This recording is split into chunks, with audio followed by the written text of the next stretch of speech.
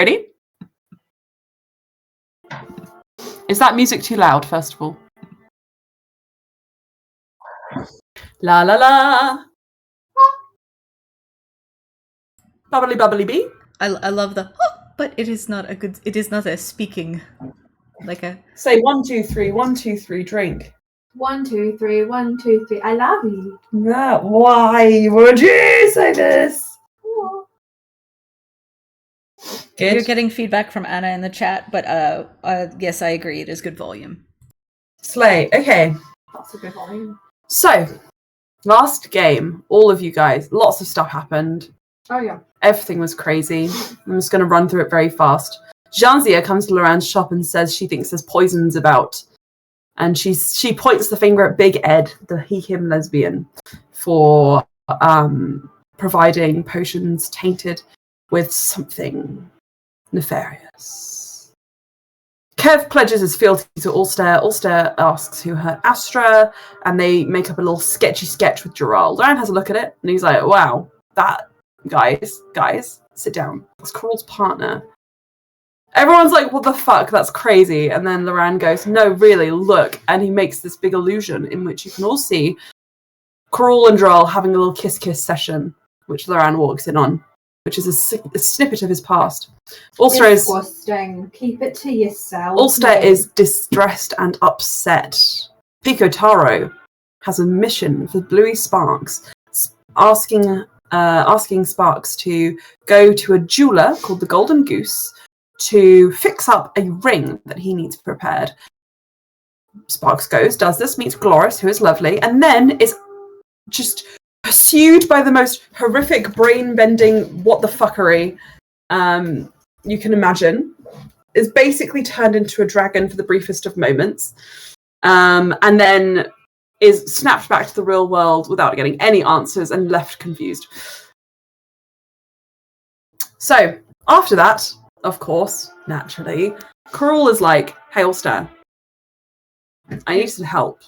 But this is not unprompted. He asks for help after Alstaer accuses him, potentially, Karul of being a skullduggerer, nay, a hooligan. And... hooliganism. That's genuinely the word, which is so crazy to me. Yeah. Skullduggery and no less hooliganism. And so, with that in mind, we are all a bit suspicious. Alstaer goes. Anyway, him and Loran have a little spat. And Loran says, if you're not back in an hour, we will come find you. Guys, guess what? It's even less than that. Not even an hour. Alstaer sends a message after Karul reveals himself to be an imposteur, a saboteur, and is kidnapped and taken to a little beach house. The rest of y'all get together. You find him. Loran does some crazy magic, which leaves him very, very tired.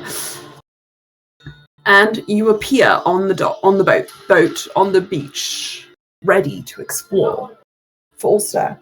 Meanwhile, Alstaer, you guys aren't on a boat, by the way. Meanwhile, Alstaer, Karul tries to shove you in a door. It's not very nice, is it? You try to escape. You bury your stone of sending, your little walkie-talkie, and you... I am under the water, please help me. Use your invisibility to escape into the water. And in your invisibility, you are Sabotage clocked. again. Bonk. Something hits you on the back of the head, and you see your own self emerge from the water and willingly go through the door. What the fuck does it mean? Today we find out. Someone saved me, but they also incapacitated me, so... You're floating face up in the water! Still dangerous. Just so you know. It's still dangerous. Yes, it is. Float unconscious in water. Yes, I'm aware. Any questions? No questions, just it takes surprisingly little water to drown. Yeah. Like 2 inches only. Also, do you want to follow the drowning tech, or will we bring you back to life?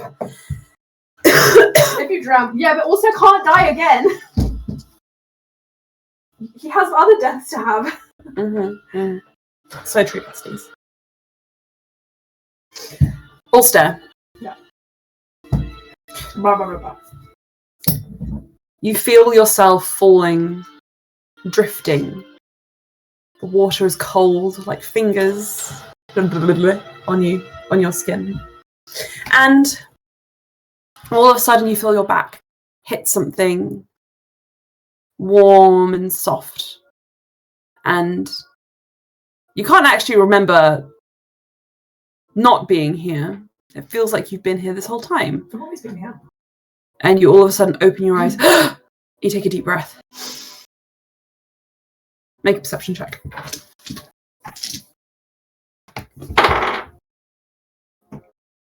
8. 8. Sorry. You don't really see anything except perhaps, is that the ceiling of your bedroom back in the Maasai? That's strange and unusual. What do you do? You're clearly in bed. Yeah. Am I like kind of asleepish? You've just woken up. I'm probably like disoriented. Can I try and get up? Mhm.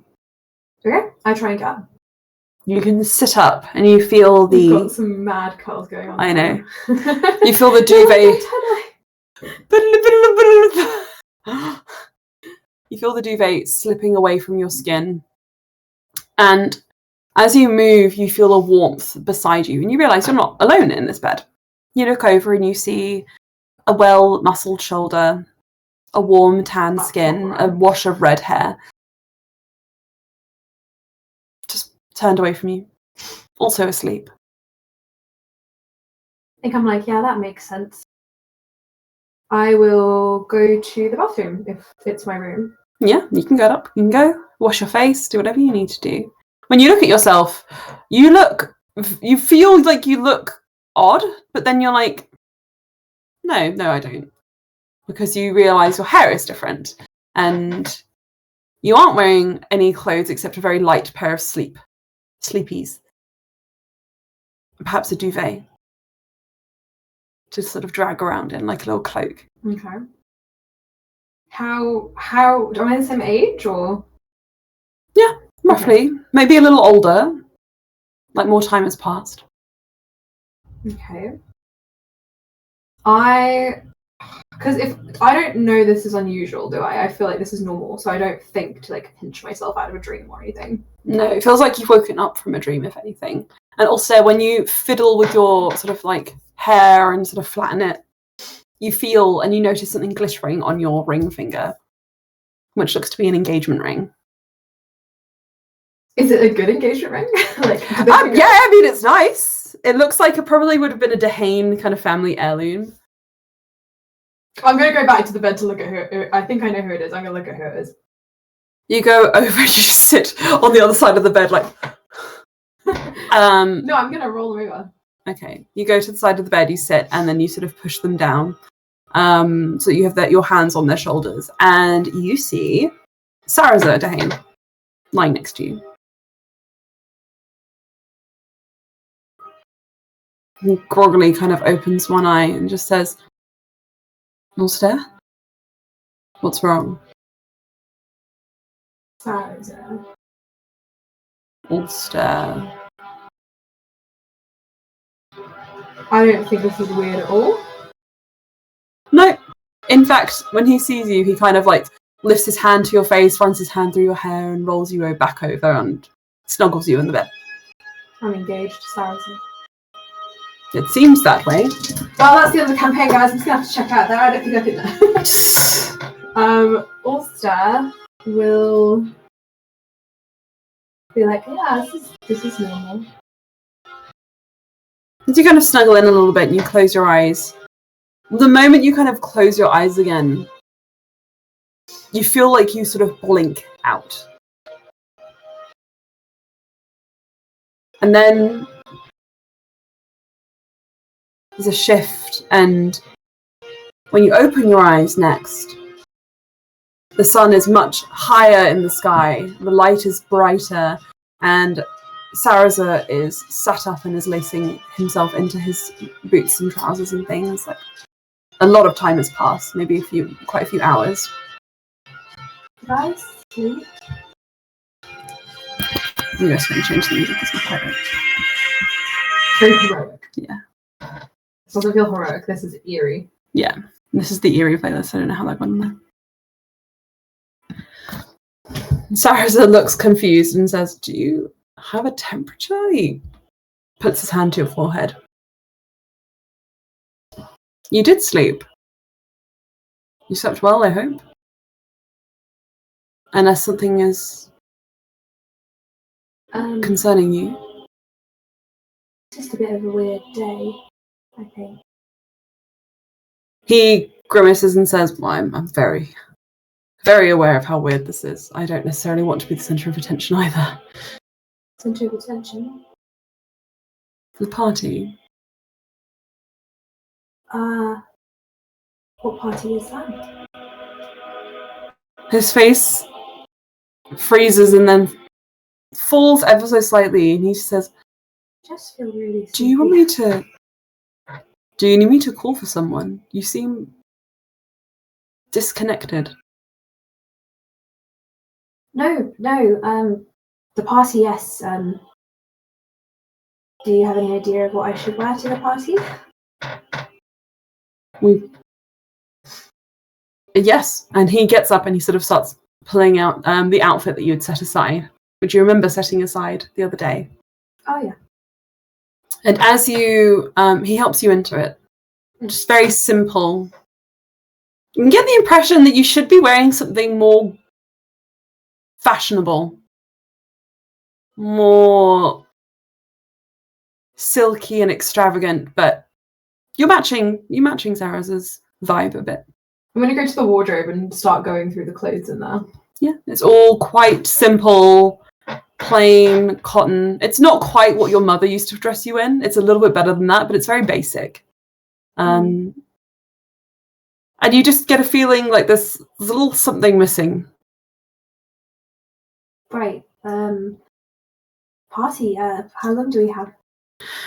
Well, we'll have to go greet the guests in an hour or so plenty of time for ourselves. He smiles. Are you having second thoughts? Because if you are, we can talk about it. About the party? About the engagement. No,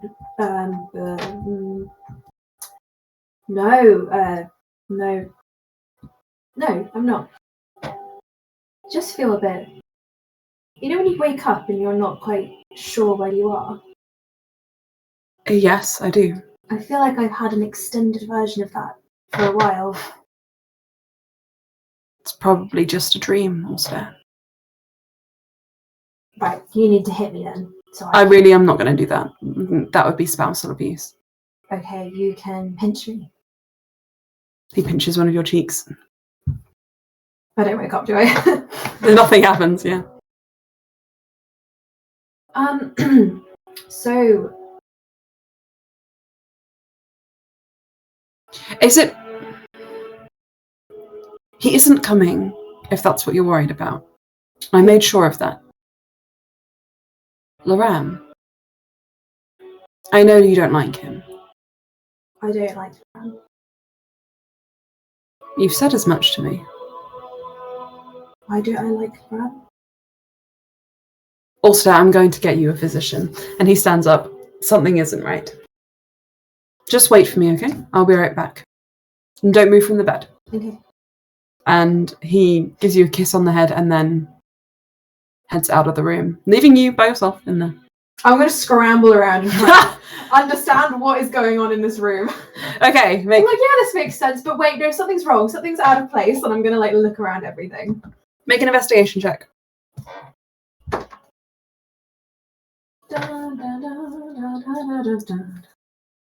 I'm so high, I swear I could fly. Should have opened my character sheet, shouldn't I? That would have been a good way to start D&D. I think it's a 13, but hold on. Let me just check.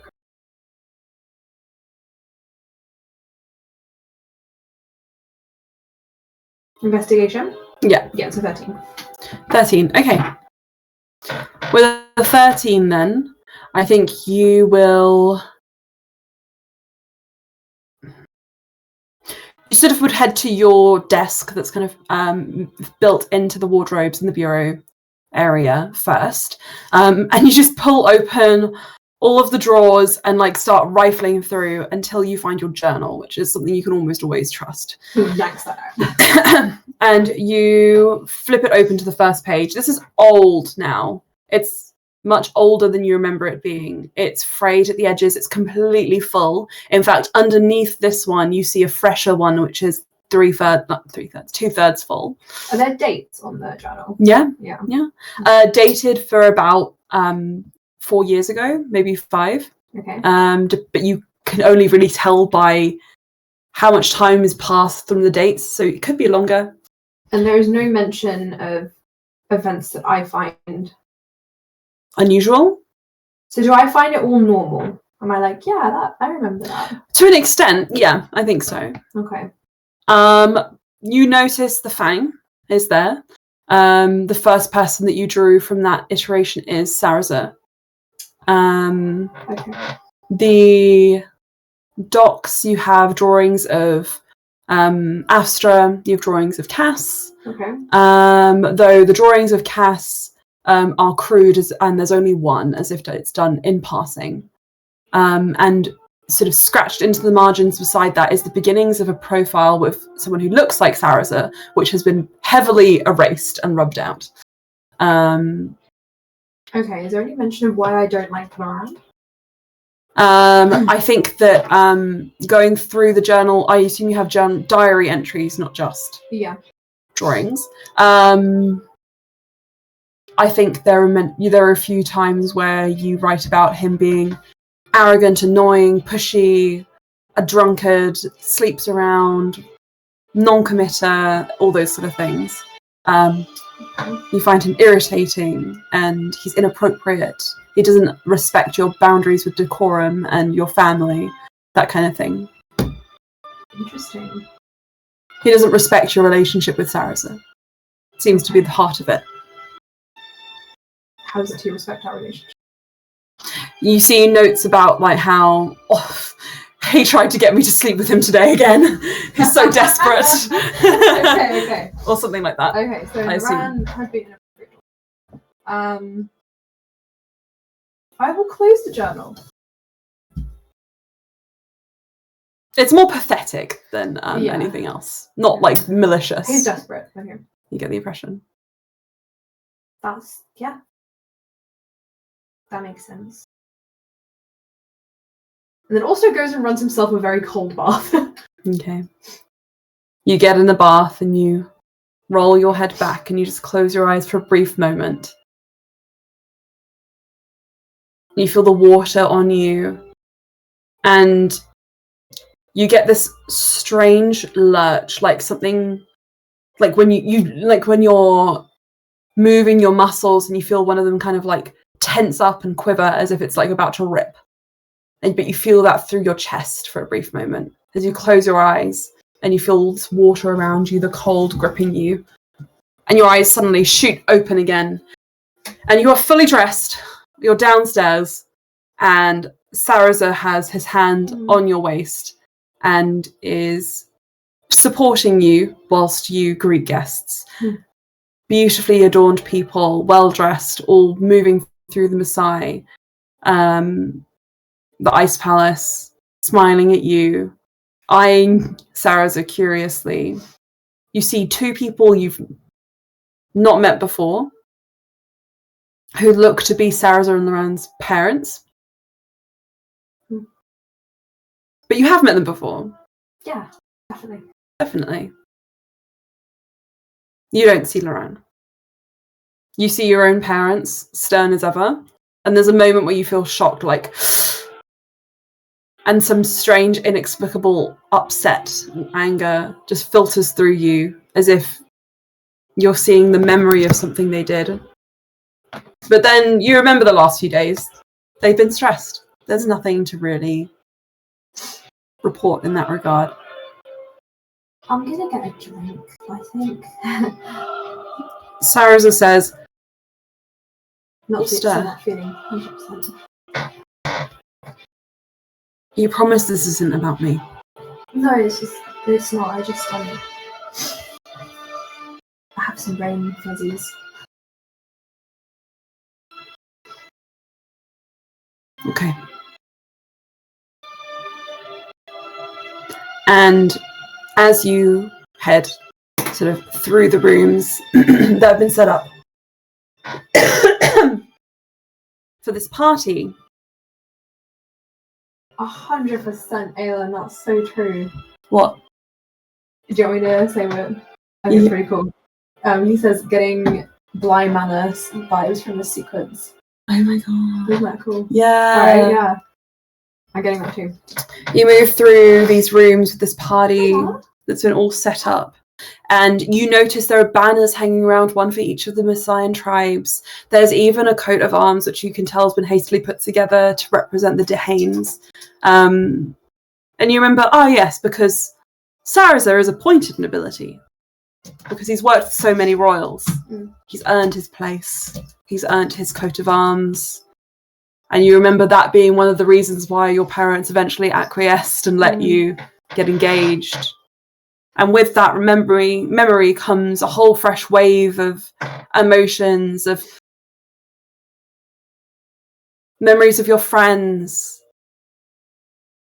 who were with you as you went through. Are Astra and Sparks at this party? Astra, would you have agreed to attend if Alstaer was getting engaged? Absolutely. However, I don't know if they would have been allowed an invite. Interesting. Given that they are kind of shady, secrecy, and, wanted posters. Understood. I Okay. think Robbie would have vetoed it.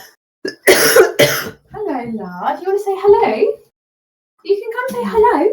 You can't just skulk. Then, Alstaer, you feel My beautiful boy. the specific absence of one of your closest friends and confidants, as you had hoped Astra would be able to attend. He looks around, doesn't recognise anyone's faces properly. Lucas? He waves. Lucas approaches him and claps you on the shoulder. Hi. Alstaer, honestly, I'm happy for you. Thanks. You seem... I hope you don't mind me saying, you seem a little out of it. I feel just like my feet aren't touching the ground sometimes. He steps on your toe, lightly. Ouch. Nope, it was a saying. I'm not very good at those. Firmly on the floor, Alstaer, firmly on the floor. Now, I have to ask, how did you bag such a tall and attractive man? Honestly, I've been trying, you see, there are so many people I would love to, but alas, I don't have the chops that you do, it seems. Thanks, Lucas, for your unwavering faith in my riz. I'm going to go to the table and get us some drinks. Good luck finding a handsome, tall man or woman. Claps Lucas on the back. I'm sure eventually. Well, these are the perfect kinds of places. No one knows what can happen at these kinds of things. Well, that was so unhelpful. He says to himself as he walks to the table. You go from table to table. You eventually get to the bar. But before you do, there is a single person which stands in your way there. And you look up and you see a strikingly familiar face looking back at you as Rolmy stops you from getting too close to the bar too quickly. Father. Alstaer. Son, I suppose. Congratulations. I'm happy with your match. You look so happy. Indeed, I do. My face is hurting from all the smiling. I'm tired. But I'm sure that you'll make sure this party goes all well. I mean, as much as it's within my ability for it to go well, if someone starts dancing on the ceiling, can't really control that, can I? No, but I can. So. Also, when you first told me about your interests in Taoshiri men, I honestly was concerned. I know that you've struggled in the romance department or the making friends department and a lot of other that's such a kind social thing to say. Yes. I try to look around him at the drinks table like, please come closer. in other social endeavours, but I must say that, well, you have made a noble match, and that is all I can ask for. I'm glad that I have satisfied you. Good. And I must make sure you do love this man, because there must be royal heirs. If you have any reservations, now is the time to tell me. I do love Sarza.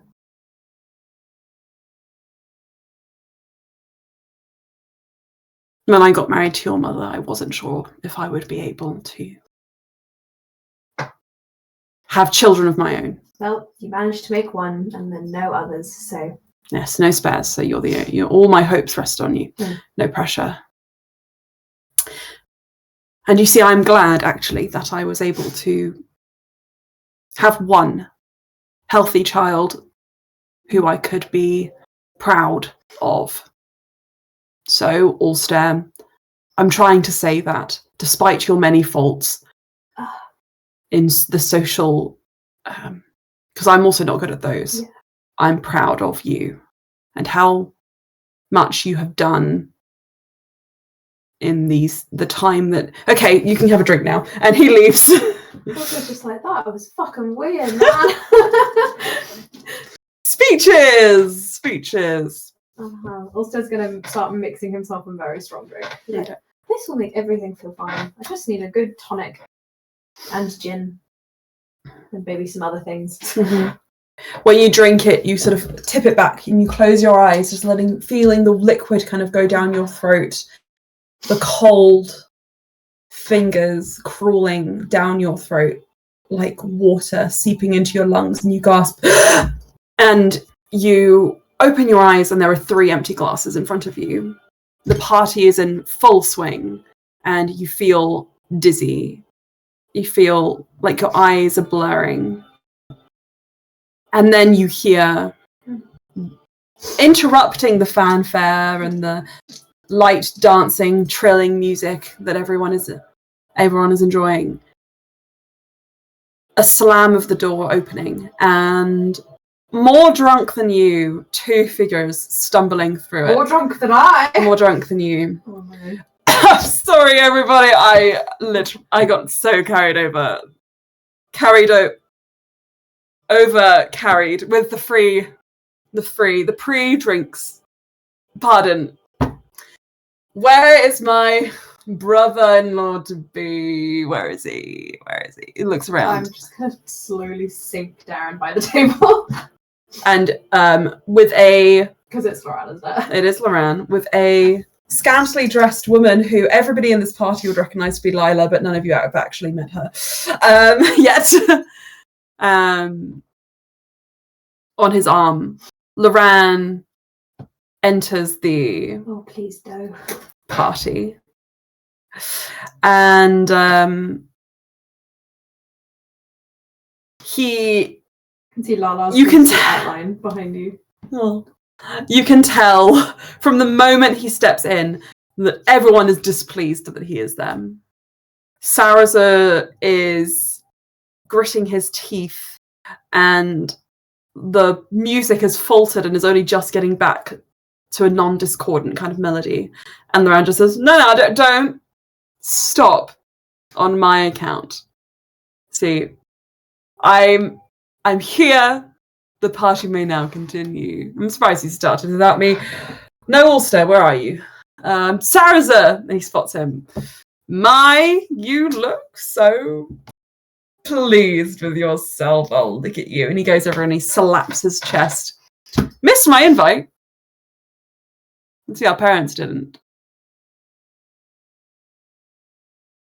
And Sarza says, you weren't invited, Loran, obviously.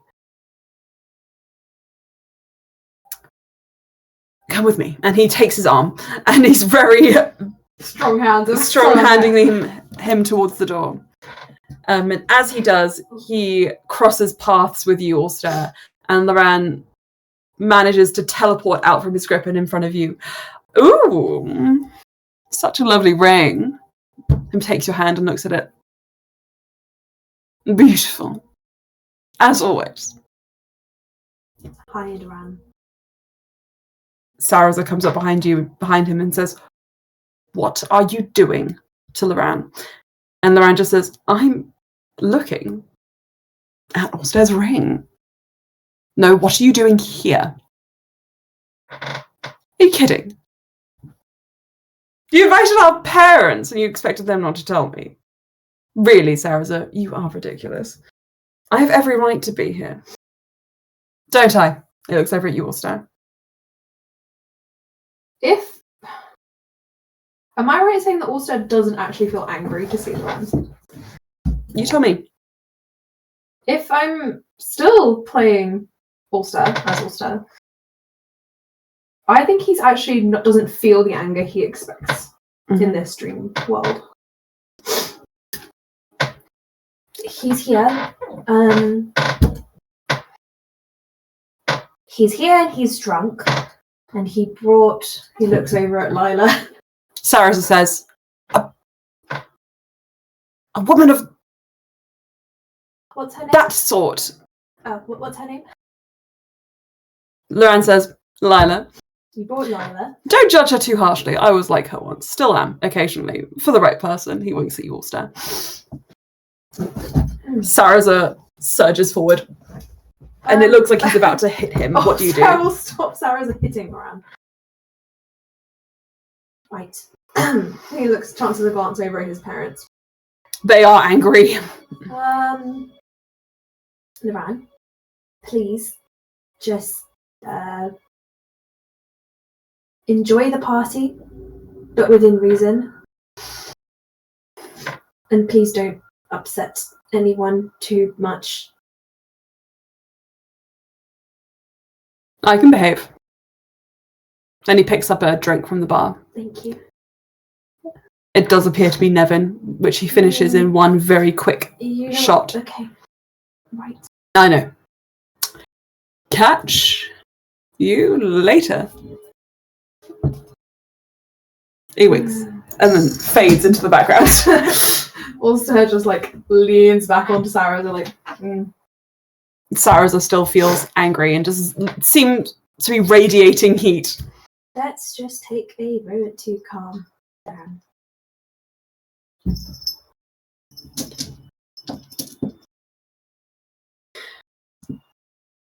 Hello. When you close your eyes, pressed against sort of Saraza's chest, you feel it again, and you start to recognize it now. That sensation of rushing movement, like time is passing, but you don't have control over how fast it goes.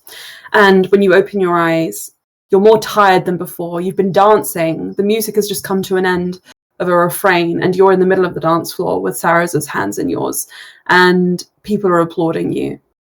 What did we do? We danced, Alstair. Yeah. Yeah. And before Saraza can say anything else, there is a clatter from the stage sort of area.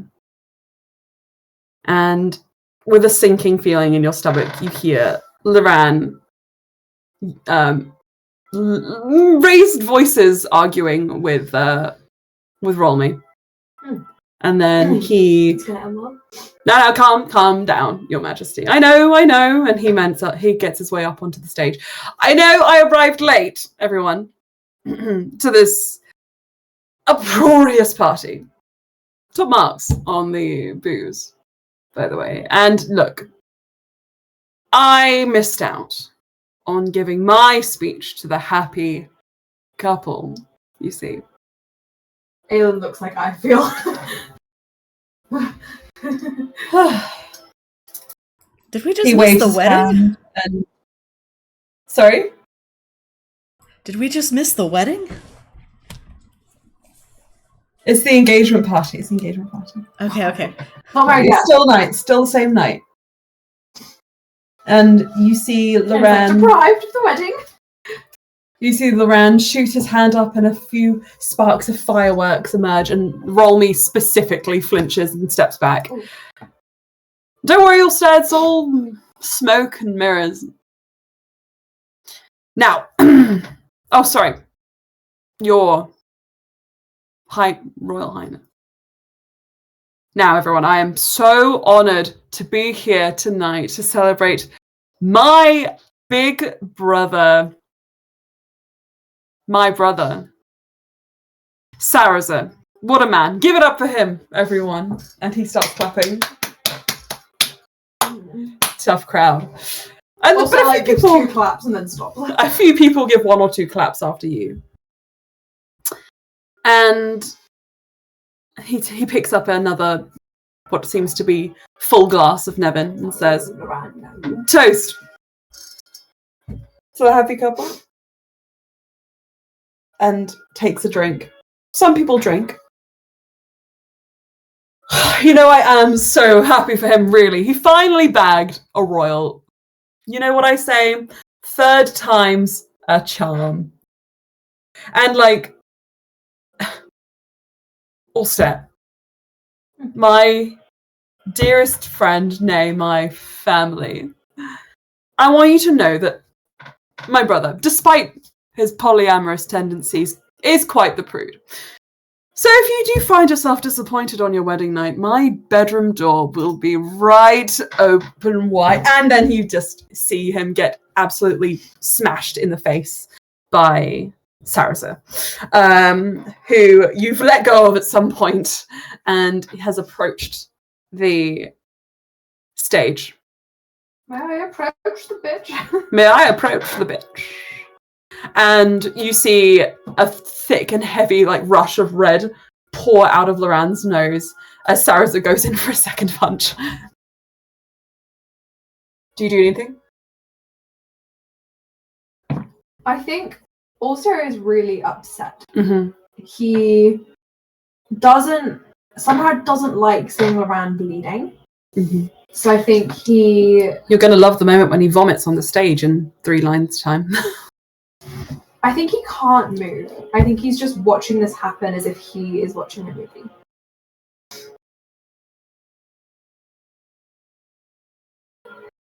I think probably when you see him vomit, you instinctively wince and close your eyes. And when you open them again, you aren't in the room anymore. You're not in the party. You are seated alone in a dark stairwell, one which you know to be the traitor's staircase behind your garden.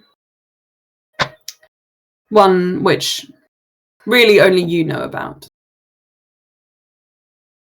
And you hear from behind sort of a narrow slit in the door which leads into the garden itself, Saraza calling out for you.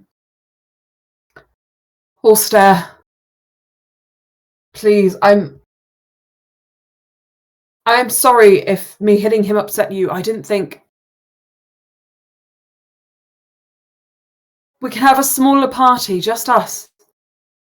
We don't even need to have anything at all. We can elope, please. I think also just bumps his head against the wall and stays quiet.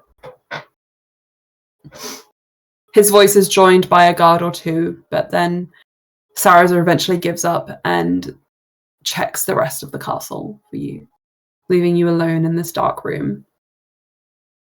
And then all of a sudden, about maybe an hour, and you don't get any mercy from the time skip gods here. You feel that entire hour. I'm like, why isn't it working now? You hear a set of heavy footsteps coming up the stairs. What do you do? Immediately on guard. And from around the staircase, you see Loran. A little trace of pink still on his upper lip from where his nose was bleeding. What are you doing here? I mean, I'm How do you think I snuck in the castle? I don't have that, by the way, ever what you're reading off. So if I don't read to your, That's fine, Tori. is that fine? Why did you do those things?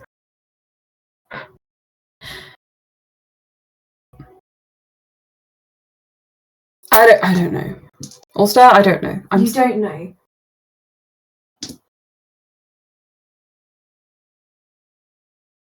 I'm sorry, Alstaer. I really am. And you can tell he's not drunk anymore. Some sort of spell to sober himself up from the way you look in his eyes, and You couldn't have done that before.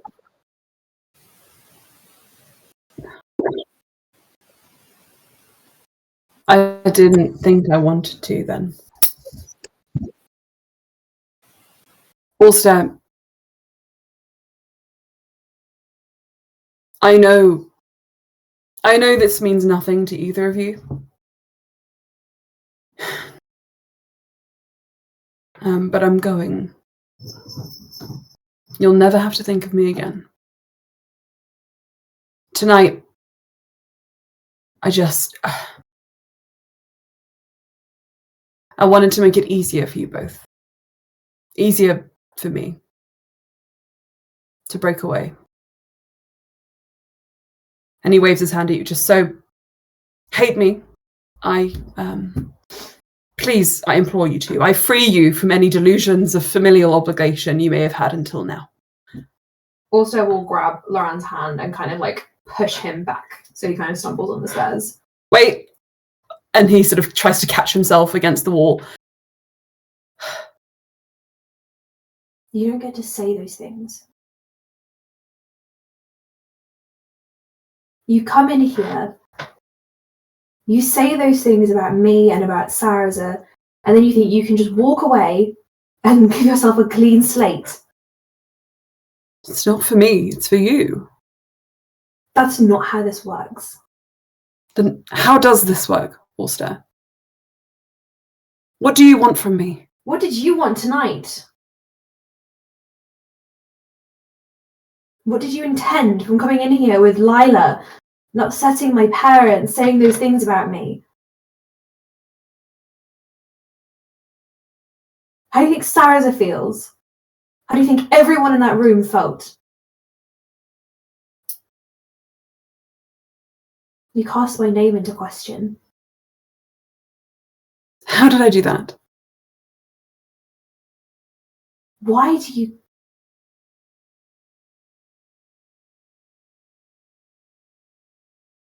I'm sorry. I'm really sorry. The only thing I can do to make this right is to leave. And so I will. If you wouldn't mind, and he looks down at his Alstair's hands in his shirt. I didn't plan on meeting you here. I was going to use this as my escape. Escape. Where are you going?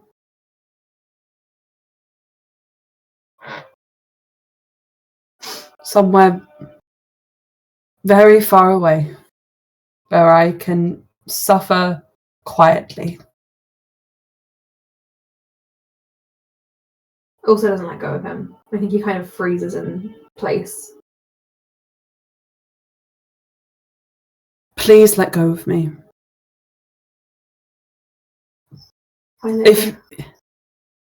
Go on. If I let go of you, you might disappear. Everything might disappear.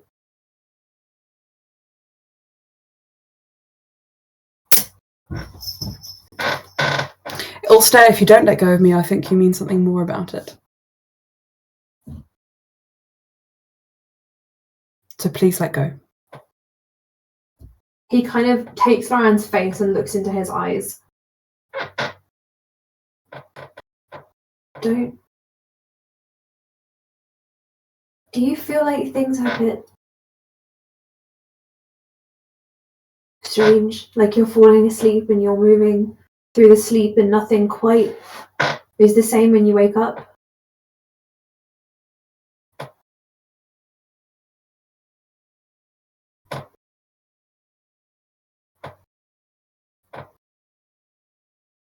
Were you part of the dream too?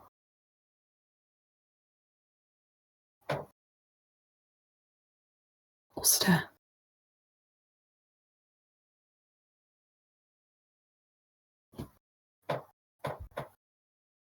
He holds your face.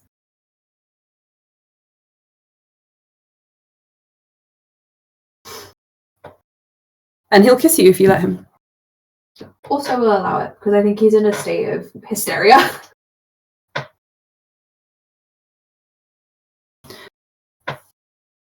That's... feels more real.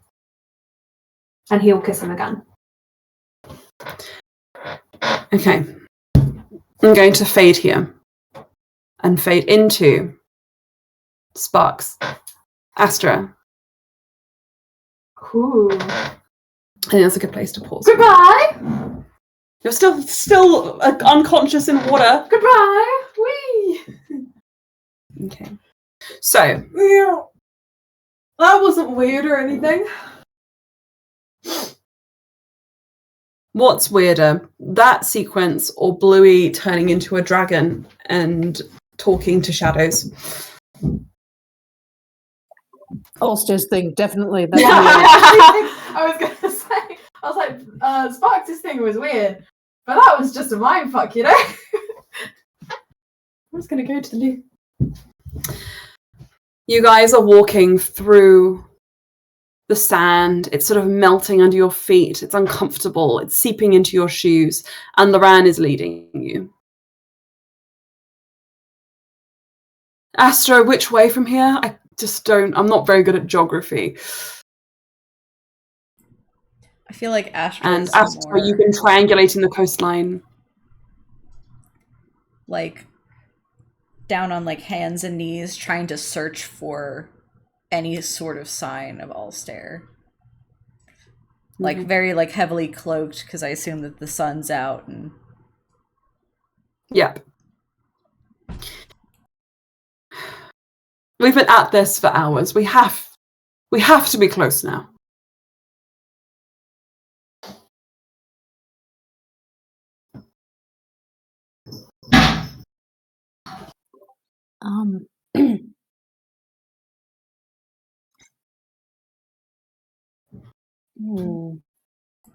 can I roll some sort of check to Yes, please do. Anything. Just whatever you suggest.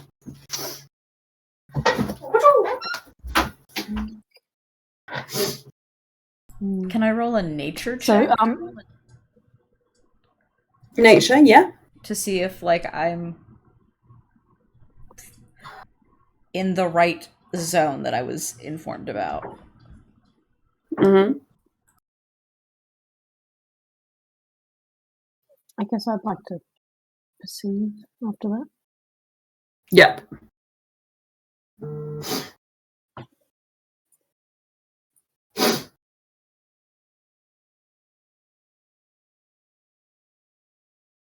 Sorry, brain don't know how to do math. It was an 18 plus 5. Okay. 23. With 23. With a 23, you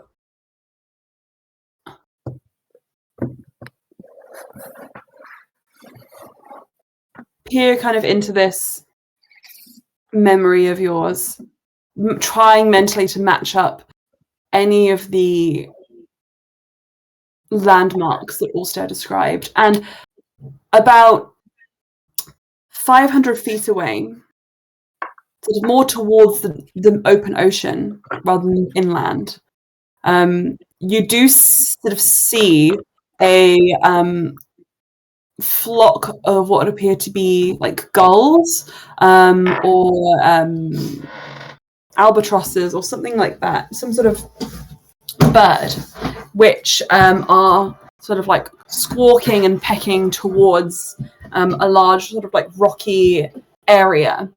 Though from the way that they're sort of approaching it, you feel like they should be approaching something much bigger, much higher up.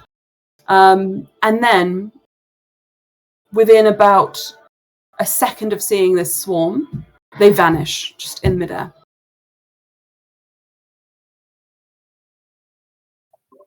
That's suspicious. That's weird. So there's like a circle of like jagged rocks that would make it quite perilous for ships to approach. And then nothing. Would Astra point this out, or Yeah, Astra's like, that's super weird. Sparks, what did you roll?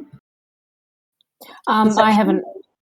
I would like to roll perception. I hadn't actually. Yes, done it. please. May I offer advantage as having pointed out? Mm-hmm. I might just get my little. Yeah. Okay. Do advantage? Yes, or Yes, you may. thank you, Astra. Oh my lord! Thank you, Astra. That's an unnatural 20 rather than an 11. I love Okay. that for me. Love that for us. When I you think. Oh, sorry. go for it. I was thinking of like listening out. Would Sparks have seen the goals disappear, and therefore, and also, if so, did she hear anything about them change? Like, was it suddenly quiet, or? Yes. So you would have seen the gulls kind of go, "Ow!" Like there was like it was swallowed like a vacuum. And when you look up and you kind of walk with your eyes fixed on this place, some of the clouds also seem to like warp around the shape of this area. I guess that is impossible to say because you can't see anything there, but you can see nothing there. Like the absence of things there, things disappearing there. It's like the Bermuda Triangle. Okay.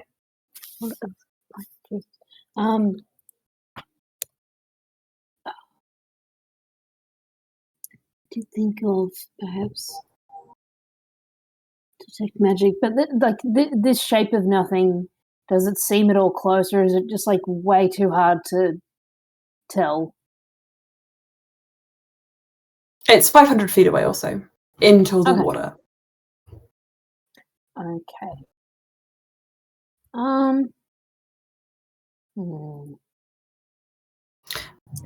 Loran asks, "Have you found anything? Anything at all to aim us?" There's a lack of something over there that seems to silence things that enter it. Anomalous lack of nothing. Something. Anomalous lack of nothing. Well, that sounds suspicious and covert and exactly what I would expect from fucking Karul. So,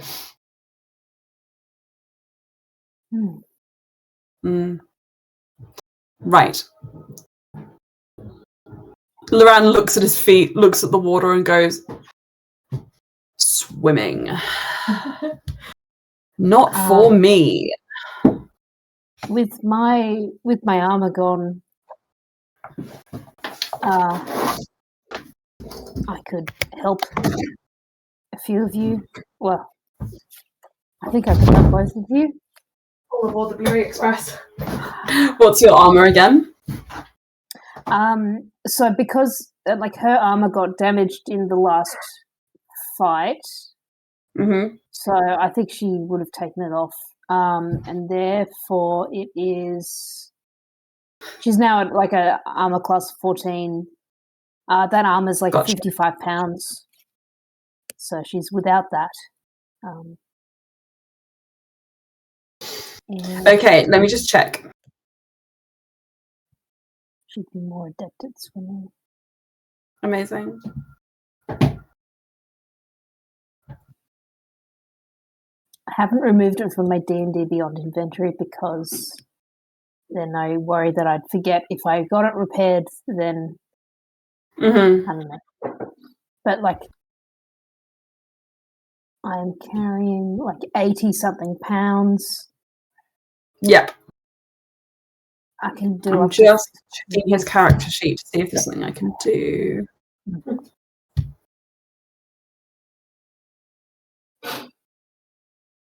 Okay, wait. Loran says... All right.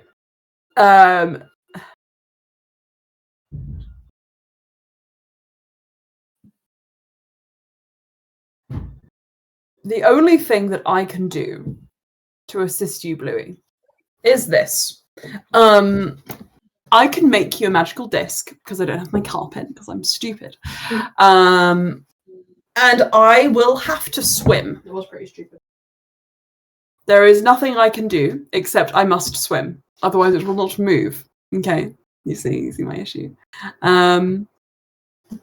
You guys, pleasingly, can stand on it. And it'll move if I moved 20 feet away from it. Does that make sense?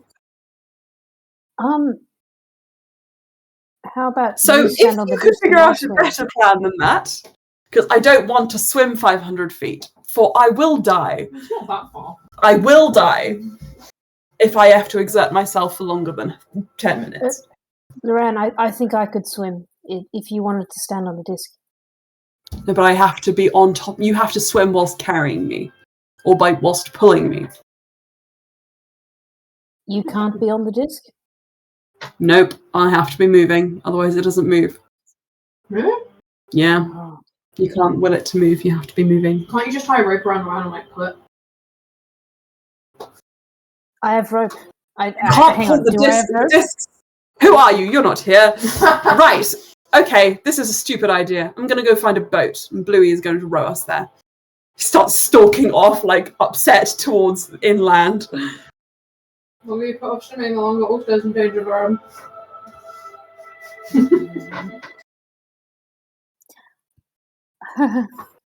What the fuck am I supposed to do? Can we Someone tell me. Can we assist Loran in the search of either a boat or... Yes. You guys can see about just ahead of you there is like a fishing village and they have a boat which you can borrow. And Loran says, Bluey, oars. I will direct us using my magical skills. Mm-hmm. And then when we get to the rocks, we'll just figure something else out. Okay. Funny. I also think it's funny. I also need the loo, if you guys don't mind, just really quickly pausing. Sounds good. That's right. Okay. Smash cut, you guys are in a boat. Rowing. Bluey, you are rowing, and it's actually becoming incredibly choppy the closer you get to this, so I'm just going to need you to make me a strength check, please.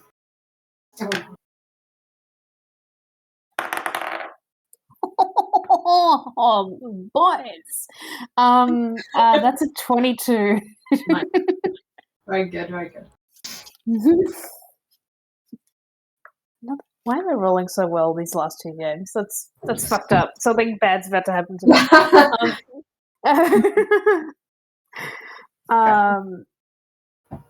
Yes, if Sparks can incorporate a row that will make the least amount of noise, shall she also?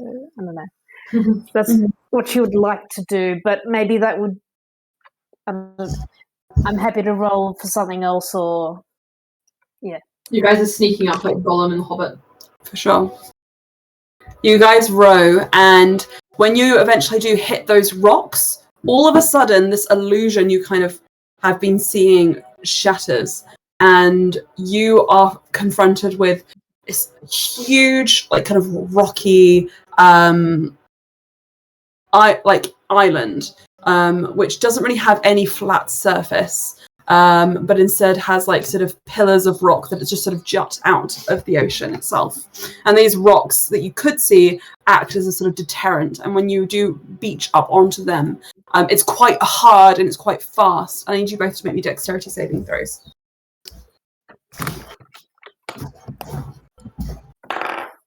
Oh. Yeah, this dex throw doesn't involve it doesn't involve the shield, does it? Not at all, I'm afraid. No. Okay, that's a 9. Okay. 15. You are 17? 15, Nice. sorry. 15. 15. Okay, cool. Astra, you manage to sort of catch yourself, and so does Loran. Bluey, you are thrown into the water, and you're going to take 6 points of bludgeoning damage. Jesus Christ, Emma! They're level 4, it's fine. Right? Oh. Okay. And when you do, you kind of come to, and your unarmored body is a little bruised and battered, more so than you expect from this kind of impact. But eventually, you guys all get out of this boat, and Loran says, "Look, before we go any further, I just think it's important that I tell you, I am quite exhausted from that massive spell I did earlier, which I did not know I was even capable of, getting us here. So, just to put that in perspective, I would like it if we could go in and out rather quickly." I'm joking. And grab Alstaer, if he's in him, which he should be. Sound good? Yes, however, I would like to go ahead and just... What is our exit plan? I've absolutely no idea. We have this boat. If we know where the disc is and we're able to... Oh, no. Don't have a disc at the moment. Look, guys, I wonder whether or not it might be a good idea to think about that in the moment. Just, here's the thing, is that if Alstaer is also injured or out of commission, we're going to potentially be... Stranded. Under fire. Yeah. Under fire. By No, Karul yes. and whoever's And working such. with him. Yes. And okay, well, that's true. so maybe we try to sneak in, steal Alstaer, sneak out, and I've set up a teleportation circle here, which can get us out. Do you have the juice to... I can preserve the juice. Do you have the Kennedy? Sorry. I do. So much energy. So much energy.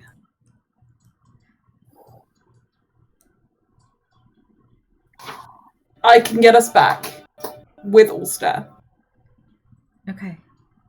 But if things get hairy, we'll all need to promise to start heading out as quickly as we can.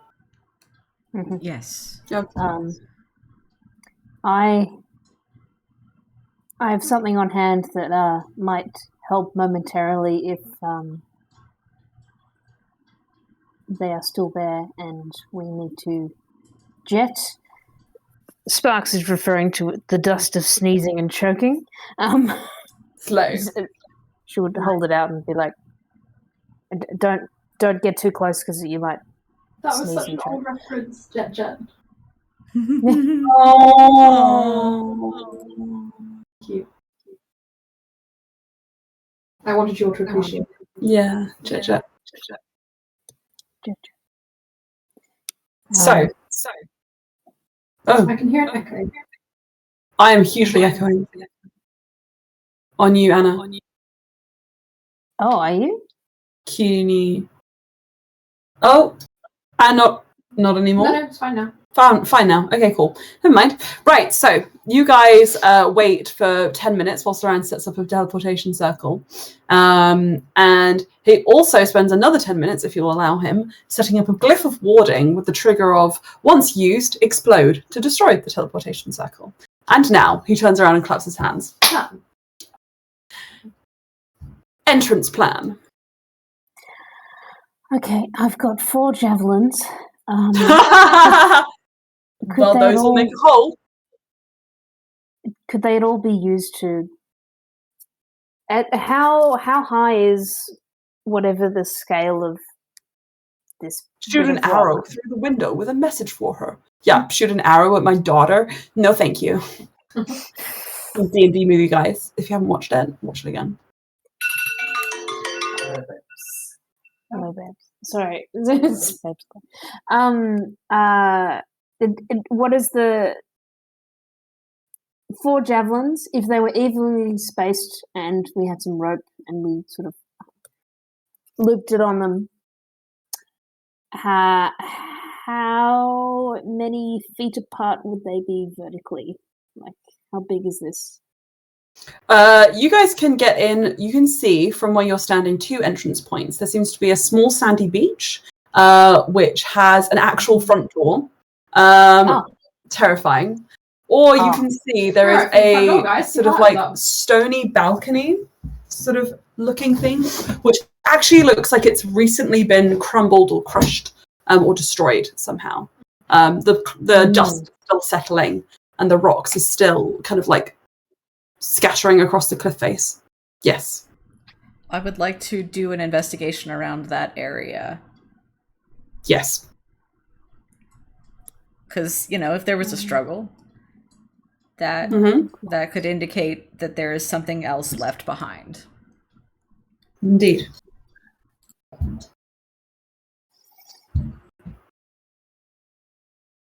Perception, investigation?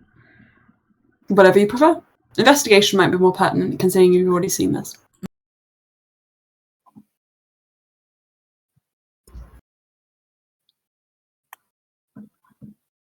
That is another 15. 15, okay. So, with a 15, you will have a look and you can tell that there is something that looks like it's being unnaturally sort of held together, like by magic.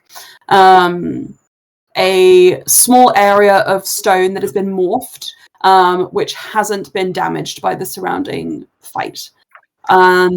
You know that Alstaer, being a druid, has spells which could potentially do that sort of thing. It's a sign that Alstaer could have been here, which begs the question, what is he hiding in there? Or what has he left behind there?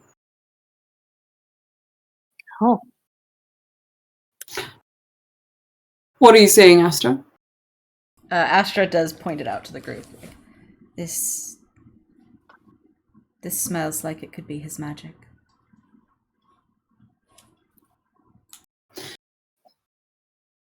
Is it somewhere we could get in, or? Potentially. I think the front door is a no-go unless you guys really want to disarm some traps and take your time with this. Okay. More juice. And Loran pulls out his pulls out his hands from his pockets and says, I will... Gives you all a bucket of orange juice. Juice. I will give you all juice. Let me just check that I can do this. Is there any way... Oh, hang on. What is this form of damage? Is that bludgeoning? Oh, no, it's psychic. Never mind. Can I, search around in that area to see if there's anything... Hang on. No, I'm just checking if there's a concentration on any of these spells. No. Okay, perfect. So, Loran says, new disc plan. New disc plan. I cast the spell for the magic disc down here. I teleport up there. It comes with me. And you guys are on it. Very stealthy. Okay. So can you guys... We're all looking from the window like, what are they doing? Is there How do we get up there? Is there a clear path between you right now and where you'll teleport to? And if we're brought up there, are we brought up like that? Or are we just teleported as well? Yep. Okay. He says, I can't teleport you up there without making a teleportation circle up there, which is just long and big magic. This is small magic. So small magic I can do. If we're hoping that we can get home after this. So I can make a horizontal plane of force 3 feet. in diameter and 1 inch thick, which is going to float roughly about 3 feet off the ground, and it can hold all of you. When I move, it will move with me. But if I don't move, it stays in place. I can't will it to move. Do you understand? Mm-hmm. And so, if I, by logic, move up there, it should follow me up there. Okay. So I can go 30 feet. It's about 40. I can climb the last 10. And then you guys can climb the last 10. If it doesn't go that if I give you a leg up, are you able to have a foothold? I would love to climb 10 feet down here. Yes, it's a great idea. Okay. Fab. So he starts casting some magic and then starts scrambling on your shoulders, Bluey, I assume. Okay. Yes. He scrambles on your shoulders, and you guys manage to hoist up, and Loran is like pressed against the rock. When we do get Alstaer, I want you to tell him what I did. I want him to know I had to do this. And you will all forget this. This never happened. I did not exert myself. We tell him. But then you forget it. Yeah. He needs to know, but I never want you to know. Why don't you tell him? Why don't I? Well, because then it looks like I'm just some egotistical maniac. Which I'm obviously not. No, we have to do the ones who are the ego inflating. Indeed, yes. It has to be natural.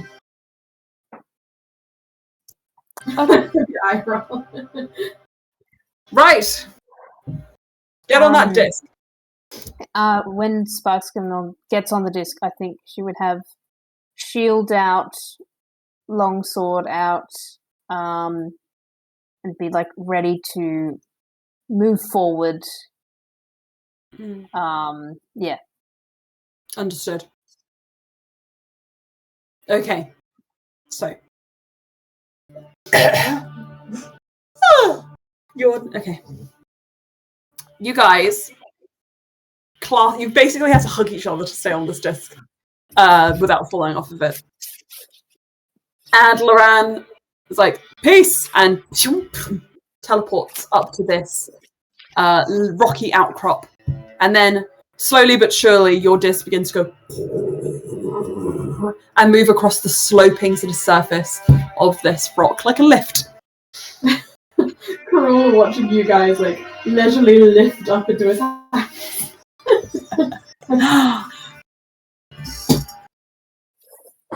Dral, get the nice china. We have guests. Where are you, Dral? Dral? After about a minute, you guys make it to this top area. And Loran says, right, so it's going to stay here now, I guess. Or follow me? I'll dismiss it. And he dismisses it. How do we get down if... And then he just says, right, so,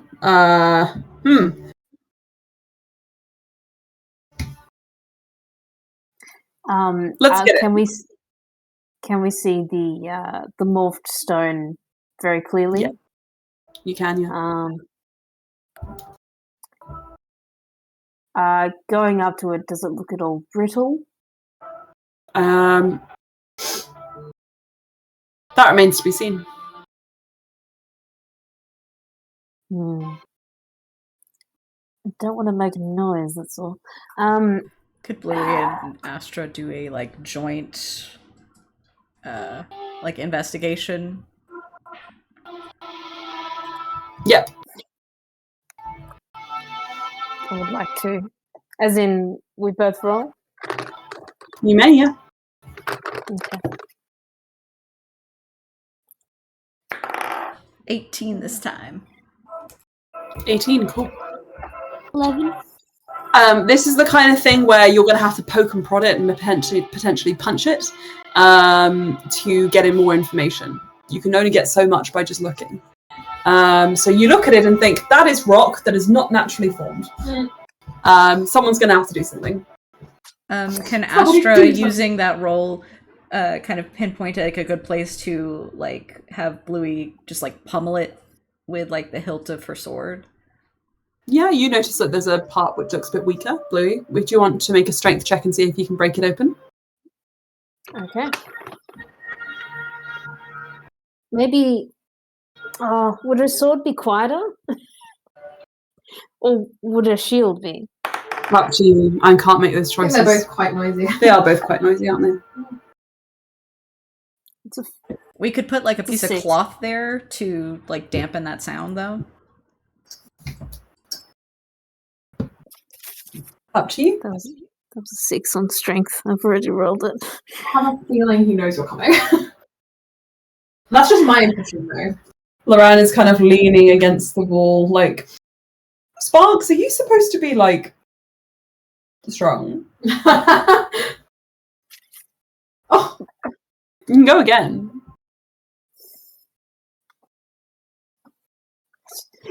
I think she's like really flustered. Like, my yes, arm, my arm's strong. thank you. I will go again. Watch me. That's a 21.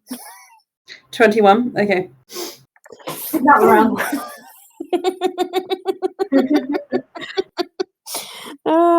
He's like, oh, I get it. I see. With a 21, you watch as the rock kind of cracks, and then, like, as if like volcanic rock, which is quite brittle, it kind of segments and splits apart. And you see sitting in there, in the sort of like a little gap in the rock, Alstaer's stone of sending, which still has ribbons and trinkets tied around for each of you. Remembering that the last thing that he did was send you guys ascending, asking for help. Okay. At which point, the wall beside you begins to sort of rumble and kind of move, and it eventually pulls apart and leaves open a archway. And at the foot of the archway is a welcome mat. And you guys are exposed to a darkened cavern, which is very damp, at the center of which you see is a sort of like tidal pool that seems to have come up through like those sort of like veins in the rock. It fills and empties with the movement of the waves outside. I was like, come on in, besties. And this is about 30 feet up on the rock. It's slanted, so it slants down deeper back, sort of towards the sea level. Inside, it's dark. There are stalactites and stalagmites forming gradually in kind of the corners and the dampest parts of this room. You see in the water a very unnatural, melted kind of like pool of magma rock that is just hardened like a cage over the water, obscuring its surface and anything else about it. And then you see a door which is built firmly into the rock. It is black, it is locked, it is iron, and it looks like a void of light. And standing in front of it, looking at you with like, what the fuck expression, is Karul, who says, I knew you were coming, literally. It took you so long just to get from the beach to here. Like, why? Anyway, come on in. This will be really quick, so there's no point. Emma? Yes. Do we know that Alstaer was taken by Karul? Yes. Well, you don't Okay. have 100% confirmation. He just said, help me to Loran. After going to meet Karul. Yeah. Who Karul was suspicious of. Loran was suspicious of. Where's Loran points to him and says, Alstaer? he sucks. Yes, good question. Okay. And Karul says, what do you mean? I don't have him. You've just broken into my home. To be fair, the archway opened for us, and there was a welcome mat, implying that Exactly. we are welcome, rather than barging in. Okay, well, I see what you're saying, but regardless. Do you want some coffee? Are we going to continue playing games, or...? I suppose not. And he raises his fist, and the rock begins to rumble around you, and I'd like everyone to roll initiative, please. Yikes. Oops. Okay. Guys, you could have played it nice. You could have gotten some lattes. I mean, we didn't insult him. Sorry? I will just some bread and jam. Oh, cute. Look. My grand post. I have a high initiative. I have a high initiative.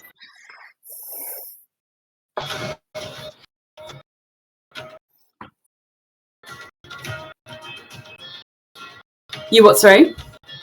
I have a high initiative. Nice. Okay, perfect. So, let me write this all down.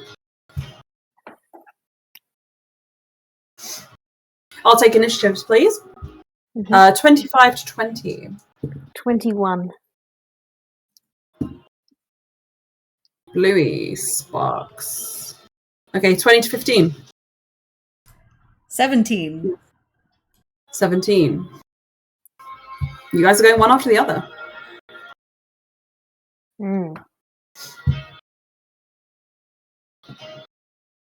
Then it is Karul. Then it is Loran. Would you also roll me initiative, please? Using which sheet? The one I sent you last night. Oh, alright, that's a 22. Nice. Okay, excuse me one moment. Look. Don't look at me. I'm not looking at you, I'm looking at books. Don't look at my books. Our books. Those are mine. I'm pretty sure some of those are mine. Those D&D ones. The herbarium's mine. Yeah, So I wasn't it's pointing silent. at that. Oh my god. BBDBBDB! And also we share the player's guide because I gave mine to Anna. Slay. Right, you ready? Yeah. First up in the order is going to be Karul because he started on you with a surprise round. I hope you don't mind. Indeed. You guys have some HP. Indeed. Some, yeah. Some. The stone begins to kind of warp around you. And between the two of you, the air sort of rattles. And he is going to cast...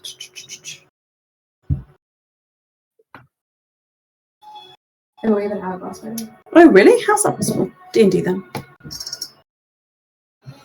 Excuse me, guys. D&D. Not even in the photo, but I can tell. Yeah. Cool. Right, excuse me, let me try this again. Yeah. He is going to cast Lightning Bolt and he is going to direct it.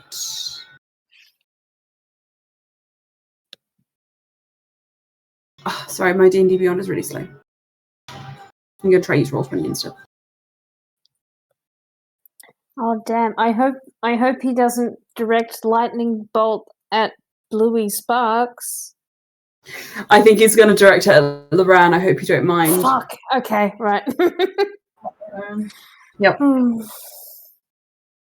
Okay, so Loran's going to make a dexterity saving throw. Would anybody be standing either in front of or behind Loran? Quick question. I think Bluey would want to be standing in front, like shield up, sword, you know. Okay, then I'm going to say, if you guys haven't had time to move, would you have been standing in more of a line or more of a huddle? Probably a huddle with like huddle, Loran and Astra side by side then behind Sparks. Bluey, you can also do a dexterity check. Dexterity saving throw, please. Oh, hang on. If it's an effect that's not... Sorry, I need to read up on my... I don't think my thingo counts here. Evasion, if you suggest an effect that allows you to make a dexterity throw to take only half damage. 11. Then I can use my own reaction. 18. To take none. That's 20 on the dex saving throw. Perfect. You take 10 points. Wait. Is it halved because you have resistance already? It would be halved because I have resistance. You take 5 points of lightning damage. Loran takes 10. Ooh. Loran. And Loran goes, what the ow! You suck, dude. Seriously. We were friends. What the hell? And then you just go and kidnap my boyfriend? Potentially. I think that's still a thing. He might break up with me. My girl's like, shut up. Bluey, Sparks, it is your go. Okay, as a channel divinity, I want to do a Watcher's Will. And use up my action. I choose Loran and Astra, who I can see. I can look around my shoulders and see them, because they're within 30 feet. For 1 minute, myself, Loran, and Astra had advantage on intelligence, wisdom, and charisma saving throws. Oh, smart. Nice. That's real good. So that's my action, and then my bonus action. I might do a wrathful smite. Bonus action. It's concentration up to a minute. Next time I hit with a melee weapon attack, during that minute, my attack deals an extra 1d6 psychic. Okay. Also, if the target's a creature, it has to save on a wisdom saving throw or be frightened until the spell ends. And Understood. the creature, if they are frightened, they can do a wisdom check against 12 to end the spell. Okay. Yeah. So bonus action, next time I hit. Yeah. Okay, I cast it. Understood. Alrighty. I am going to move forward a little. Oh, hang on. Well, you want to move up into sort of more of a melee range. That is fine. Yeah. Okay, next up in the order is Astra. What are you going to do? I was really grappling with calling you your correct name just in that moment. Astra, what are you doing? I think Astra is going to take this time to... She's gonna try and search for Alstaer in this setting. Like I understand that we're in the middle of combat, but the Investigation check. Yeah, there is like Astra knows that's a chunky spell. We need to get our boy and run. Yeah. Okay. Loran is clutching his chest and hyperventilating, and you go, not now. No, that is not that is No, I'm joking. Get anyone. So, investigation check. Can you roll it for me, please? Yes. That is a 15 plus 3. Okay. 18. Gotcha. Right then. So, with an 18, you look around. He must be behind that door. Karul is standing in front of it. He is defending it non-stop. Okay. This is where Alstaer, the path towards Alstaer would lie. Is there still water on the floor? What do you mean? No. Oh yeah, that would also help you find that out. Say again? Alstaer, obviously. There's water on the floor, with footprints which sort of align with Alstair's foot shape. Okay. You know Alstair's feet so well. Astra is a tracker, so yeah, you know his foot shape. And then that door is the focus. You think? Bonus action. I am going to healing word on Loran. Slay, thank you, King. For he says to you. Astra does like a weird little double take, like, okay. Max for 8. Okay, so 8 Ooh. points back. Yes. Perfect. He's almost full, so he's like, thank you! Right. Now, next up in the order, do you communicate in any way that you're going to the door, or are you going to keep that secret, by the way? Astra is going to kind of like navigate, going to use the movement to navigate closer. Towards the door? Yeah, closer to the door. Like, is there any sort of Gotcha. reaction from Karul at this movement? So Karul, at the moment, is standing right in front of the door. You can go all the way up to it. It would prompt a attack of opportunity from him, but you can make that. It's up to you if you want to take that risk. I think she's going to stay kind of just out of that, like out of. Okay, so you're 10 feet away at the moment. So you're perfect. not within melee, but he could get to you quite quickly. Yeah. Okay. And I think you guys are sort of spreading yourself out in a fan so you can't get hit by a line attack. Would that be about right? Yeah, I think so. Okay. Cool. Next up in the order then is Karul, who is going to say, look, I would give this up now and save your skins. Although, looking over at you, Astra, though I suppose you do already know he's in there, so I don't actually think I can let you leave. Sorry to change my mind so quickly. And so you do have him. No. You do have him. He is going to. That makes me really mad. He looks at you, Sparks. It's like, what the fuck? And then goes, I don't want a healer here. I don't think so. And he puts his hand on you, Astra, if you don't mind. Excuse me. And is going to cast Banishment, please. Oh, wait, Banishment on Astra?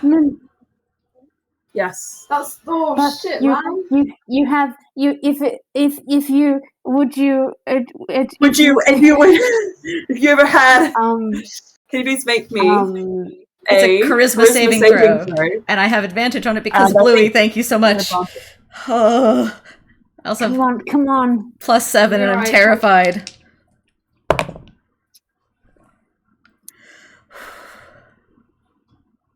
That is going to be a 17 + 7, so 24. 24. Okay, let me just check it. No, don't say that. I know that Karul has some funky stuff that, like, he can also cause me to roll disadvantage on stuff.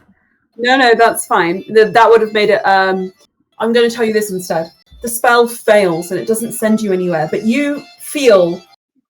And Bluey, you see from where you're standing, a small rip begin to sort of like tear itself, a sort of black void beginning to open up behind Astra, and it quivers, and even Karul looks at it like, fuck, and he shoves you and he tries to push you in there, but you manage to do me a dexterity save, please.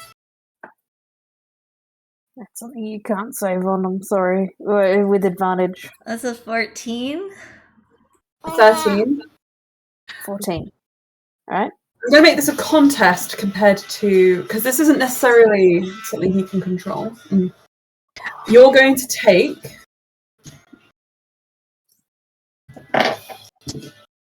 9 points of force damage as you are pulled sort of like partially, one of your arms getting completely swallowed up by the blackness of this kind of rift here that has opened up. You're not banished, though.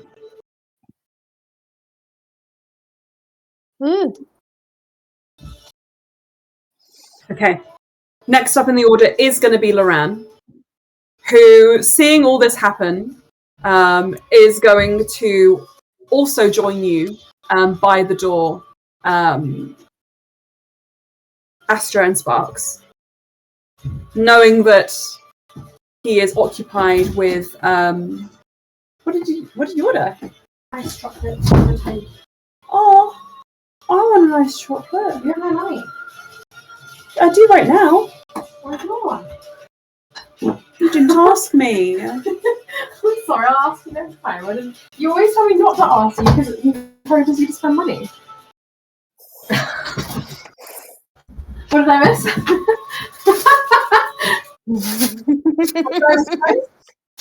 Excuse me, I'm just going to order an iced chocolate. What did I miss? Combat started. Sparks to the Watcher's will, which gives herself, Astra, and Loran advantage on charisma, intelligence, and wisdom saving throws, which has come in handy for Sleer. Astra just now, as Karul tried to banish them. And then not afterwards, work. a black kind of rift opened up behind Astra and swallowed up their arm. Oh my god! And Karul looked like, what the fuck? And then now, Loran, on his turn, is going to move up behind Karul. Karul has used his action on his reaction. Sorry, that rift is still there? Yeah, her arm is in it. Oh my Freshly god. formed. You, having used their reaction, is going to come to the door and is going to open his character sheet. Hold on 1 second. Oh, yes. Here it is. A spell for you, sir. A spell for you. He sticks his character sheet. Oh. Okay. And is going to cast Knock. You see him put a hand over the door, a sort of like golden sigil spreads over it, and the mechanism just falls off and clangs to the floor. At which point, Alstaer, through the darkness, you see a sliver of light as the door opens and you are able to tumble out of it, immediately hitting Loran in the chest.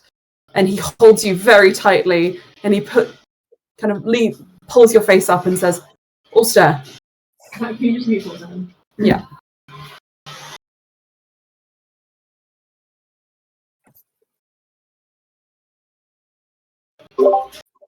Alstaer. And he looks really, really relieved and tries to kind of like help you up. Right.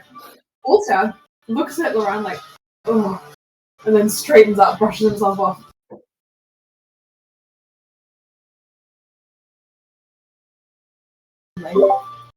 Brushes himself off, and he's going to take in the scene. Okay. I think he looks. Everyone is squished up by this door. Astra's arm is stuck in darkness and disappeared. And you're in a weird kind of cave, which you recognise as being the cave you originally came in through. Did you say that he gives Astra a wink? A weird look. A weird look. Hey. What did you roll for initiative, by the way? 22. 22. You are going to be up before Bluey, so it's your go. For some reason. A 4. Are you using the PDF? Yeah. 28. Oh, Do you yeah, want to sorry. use my Sorry. Lily, just use my D&D. I'm going to do your thing, yeah. Yep. Sorry. It's fine. Sorry, I need a special sheet for Emma. I thought I had a higher initiative bonus because I was remembering the +5 that I had in the last You got 21, right? 22. Yes, Oh, that's you got 22. correct. Okay, then you're going to go... sorry, you got 22 as well. So then it'll be... What's your initiative? Bluey got... Sparks got 21. Yeah, so then it Alstaer is ahead. Yes. Alstaer is ahead, yeah. I was confused. Sorry. That's fine. Lily, just pass this back and forth with me.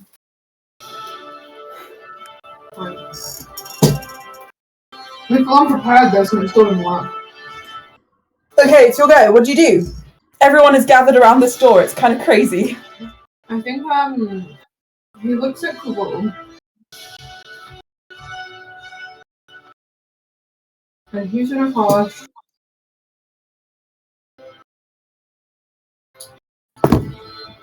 These are all damaging. Hold on.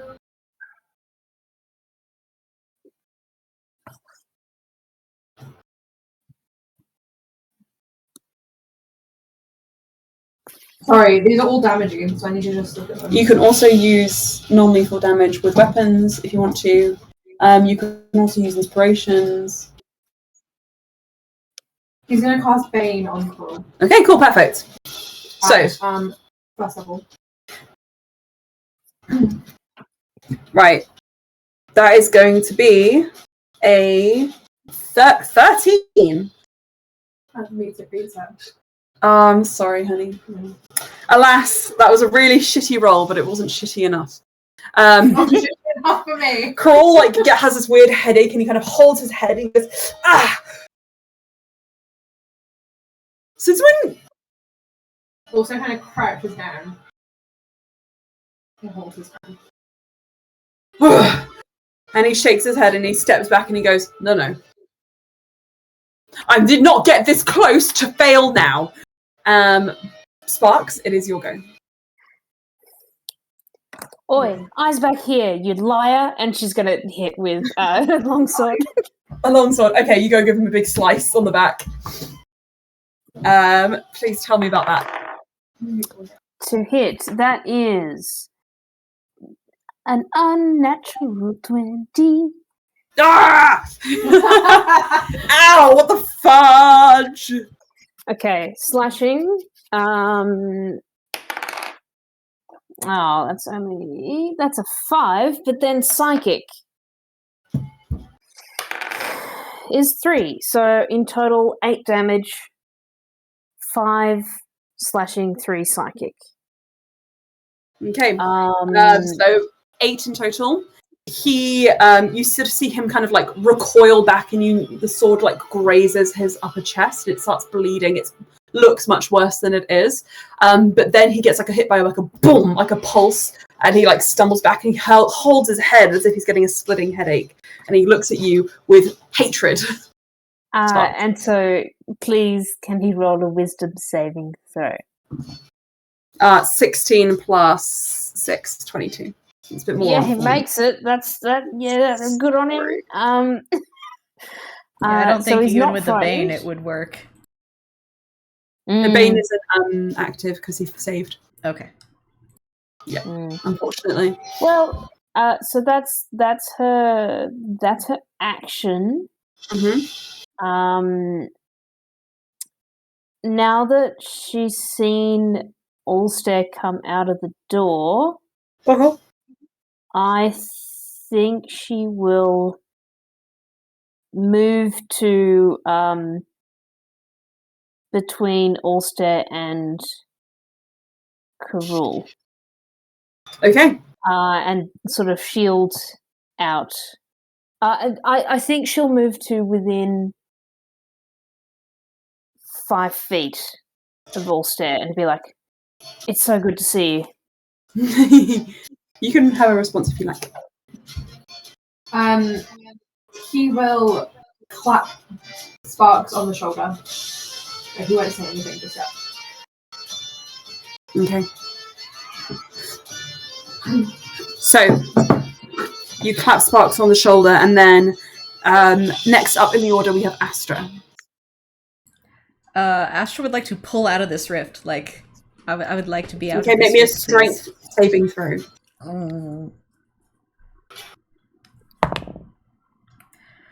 Ooh, okay. 14? Yep. Okay, with a 14, you manage to pull your upper arm out. And as you do, you notice something a little bit uncomfortable, which is the rift is getting smaller the more that you struggle. And it is now like a loose bangle around your upper forearm, where once it was a sleeve. Okay, I can't just pull my whole arm out? You get the impression the more you fail, the harder it is to get out. Okay.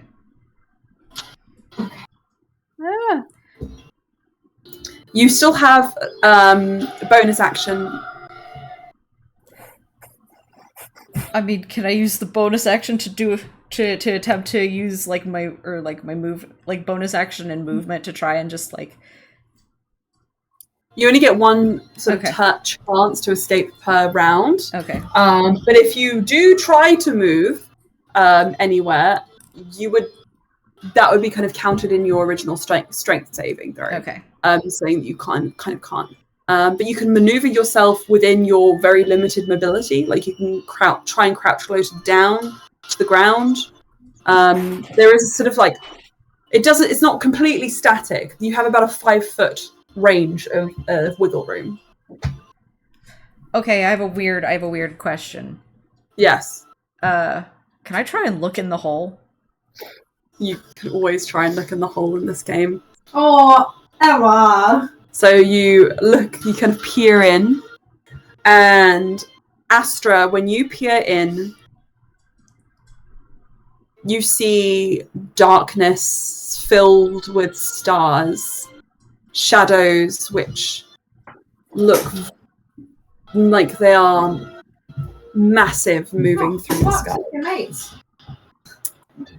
And you get the impression, and this is the first time you felt this, and considering your deities, considering what they stand for, you get the impression that you're looking at a night sky and nothing is looking back at you. And that is horrifying. Nothing is there out there looking at you. Oh. So, It's not a nice place to be. no, next up in the order, we have Karul, who's seeing this whole situation, is going to misty step to be 30 feet away from you, is going to sort of position himself so that he's by the exit, and he is going to cast, I think,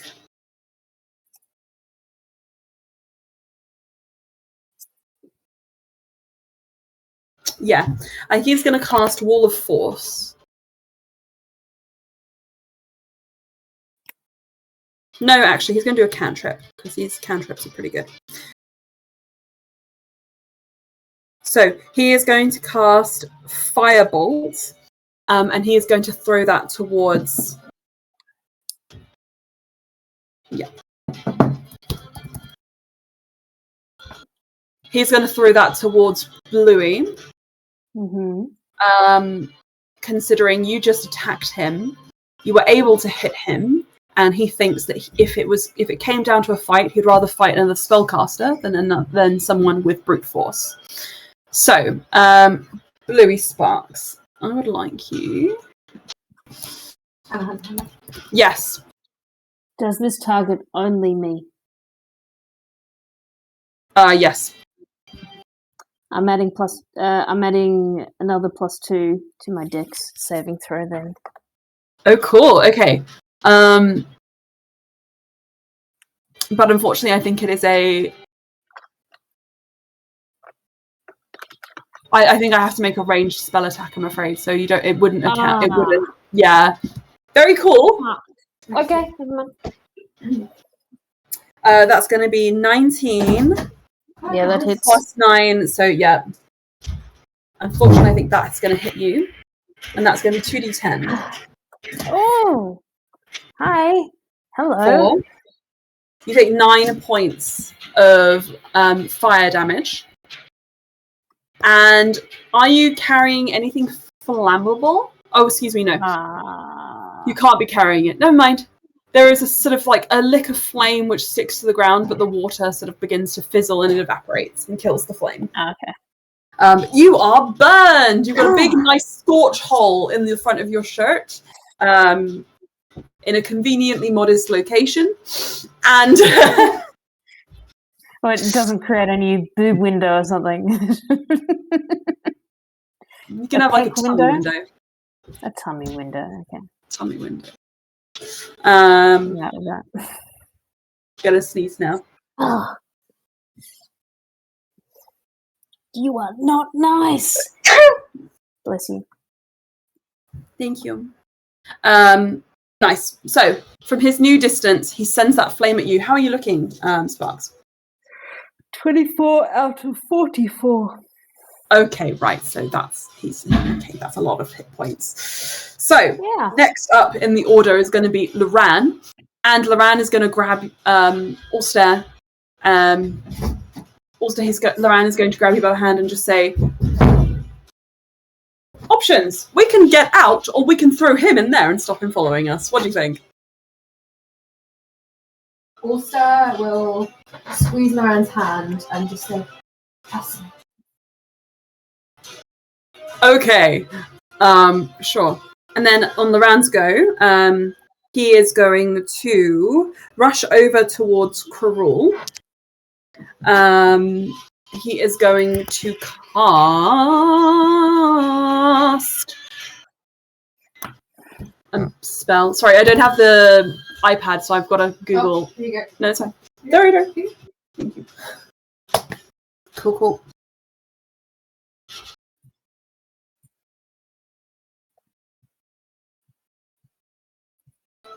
Sick.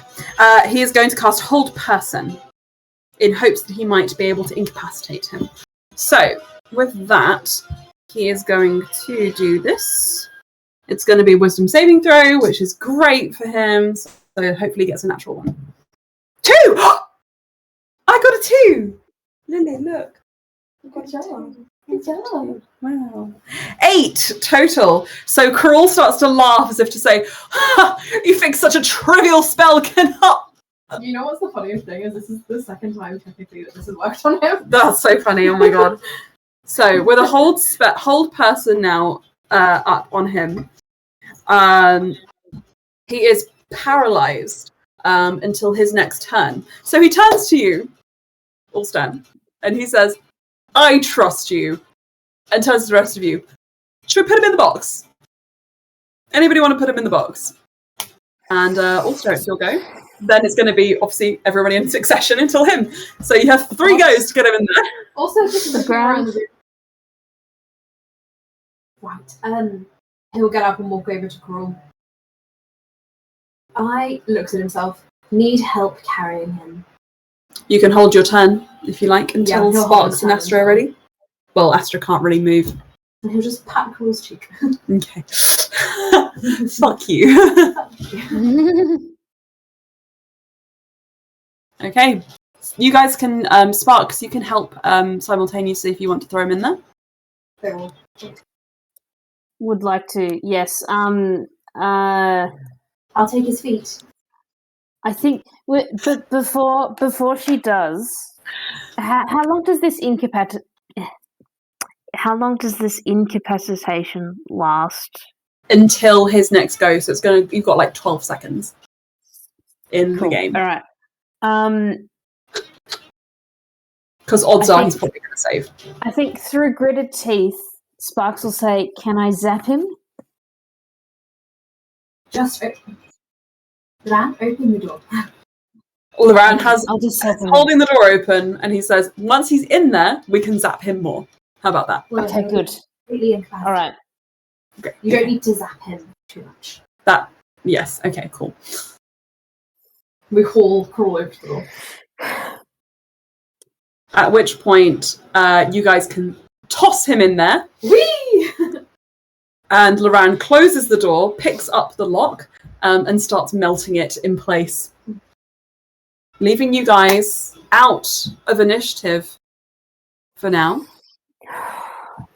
At which point, Loran sort of presses his head against the wall, the door of that is being held by, that Karul's being held by, and just lets out a really deep and heavy sigh. Yeah. I would like to pull my arm out of the hole, please. Oh, if it looks like Astra's sort of struggling and that Bluey can help like steady her or something, then she would, Yeah. I would like to cast guidance, please. You cast guidance? You want to help him out?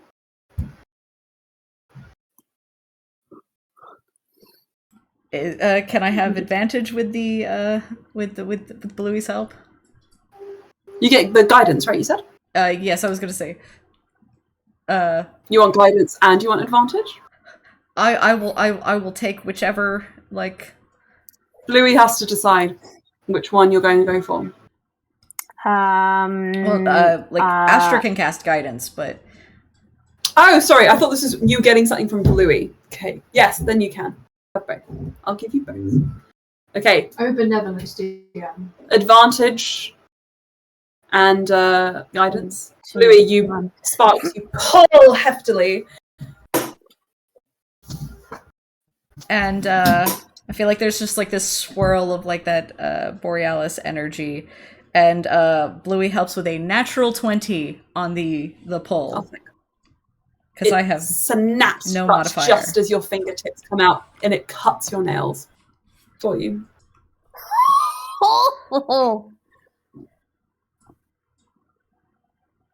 You probably needed to do that anyway. You're a lesbian, so.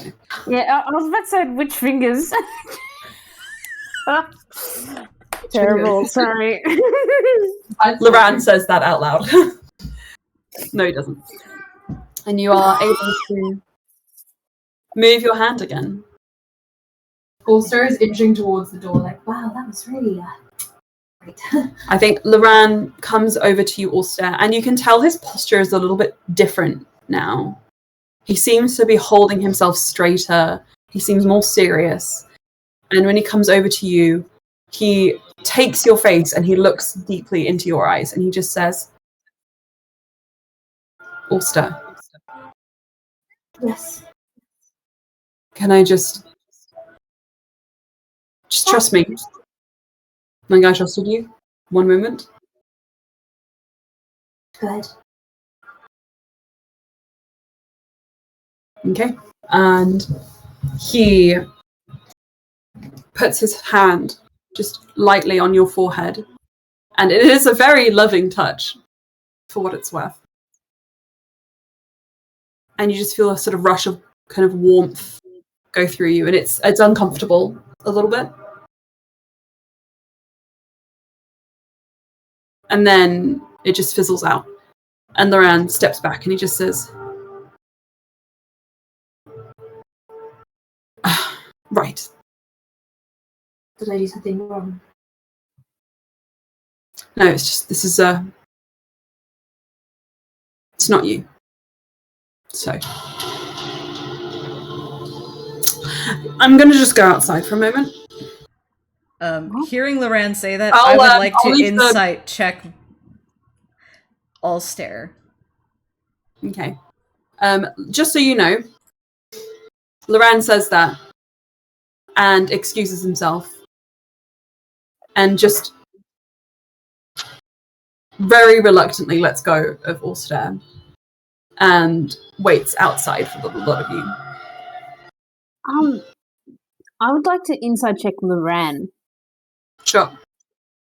You know this combat was supposed to last 5 rounds, and you guys got it done in 3. So there you go. I had a full-on conversation to Lily about how if this goes on, we'll have more things interacting with, and so on.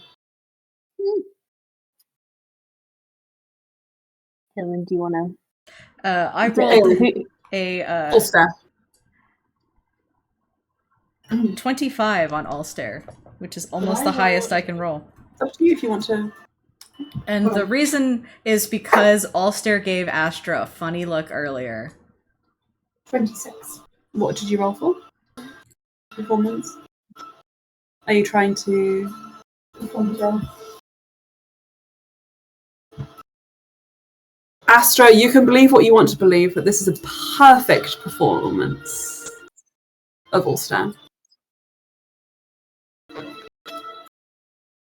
Maybe that's exactly what makes you uncomfortable.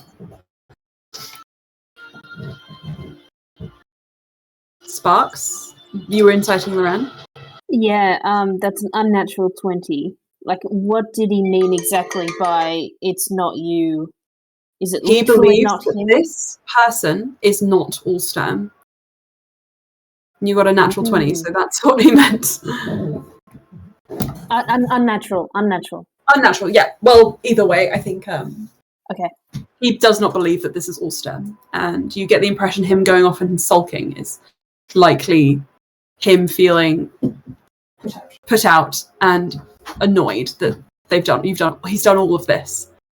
All of this, and it's still not what he was expecting. What?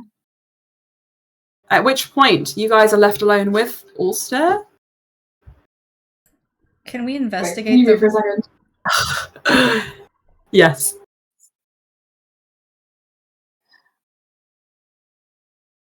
Astra. I think that if Bluey wants to insight check Astra, it might be beneficial. I was wondering, I don't think we decided who picked up the like sending stone thing, right? I think You can Bluey found recall it, if she it would have comes- taken it. Like Bluey herself. Or sorry, Sparks. I think Sparks would have it. Is there a thing of Alstair's hair? Before you go that far, Alstair holds up his Okay. hands. He's like, look, I may have been slightly dishonest. And he's gonna pull back his face, and I'm gonna hand Drow back to Emma. And Gerald. Come on, guys. I wasn't going to leave Lily out of combat for 45 minutes. So, Gerald lowers his hands and just says, sorry, I stabbed you. Multiple times. Multiple, yeah. Astra smiles. Mm-hmm. Let me just, and he sort of stalks over to the edge of the water and like wades into it and disappears. He goes under the surface around where that sort of like molten rock cage is. And when he comes back, he is holding a sort of like incapacitated Alstair. Shit. It was perfect. Too perfect. Thespian. He just kind of pushes Alstair onto the rock and says, I honestly don't know why I did that. So, Don't know. you owe me sanctuary now. For saving you both. He could have killed you. Oh, we're aware. Good. As So Sparks I'm is going going to to get ignore. Sparks is going to ignore Gerald and go up to Alstair. With incapacitation, how do you get them out? You can do either healing, magical means to rid someone of an effect.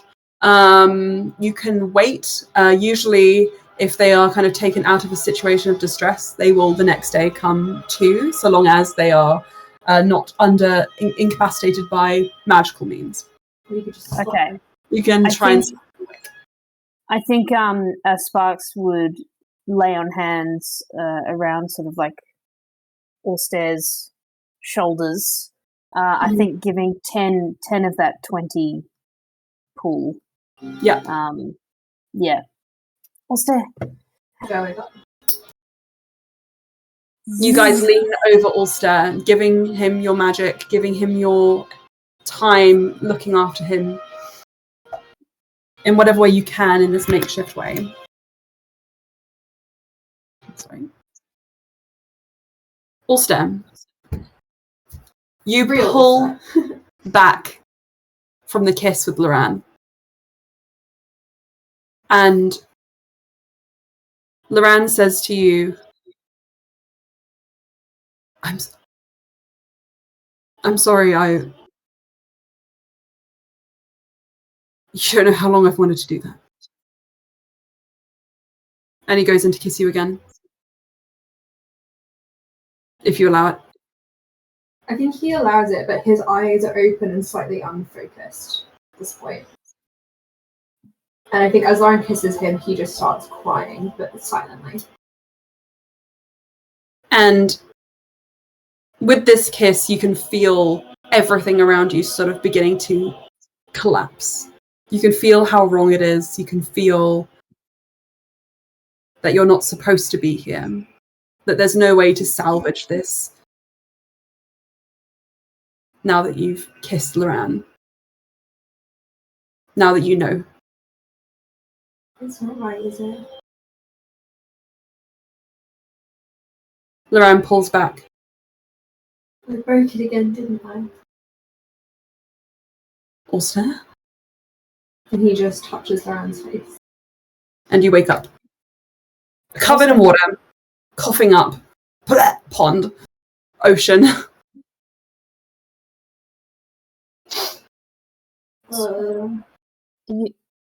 You're right.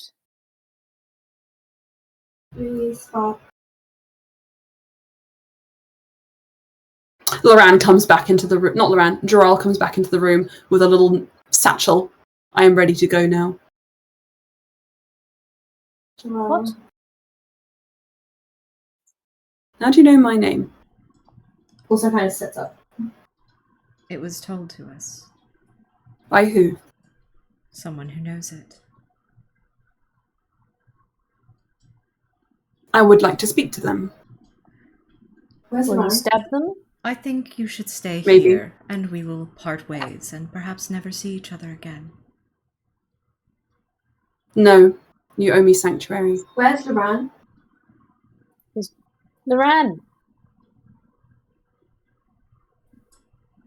Loran. Alstair's here. The real Alstair. After He a stood moment, up.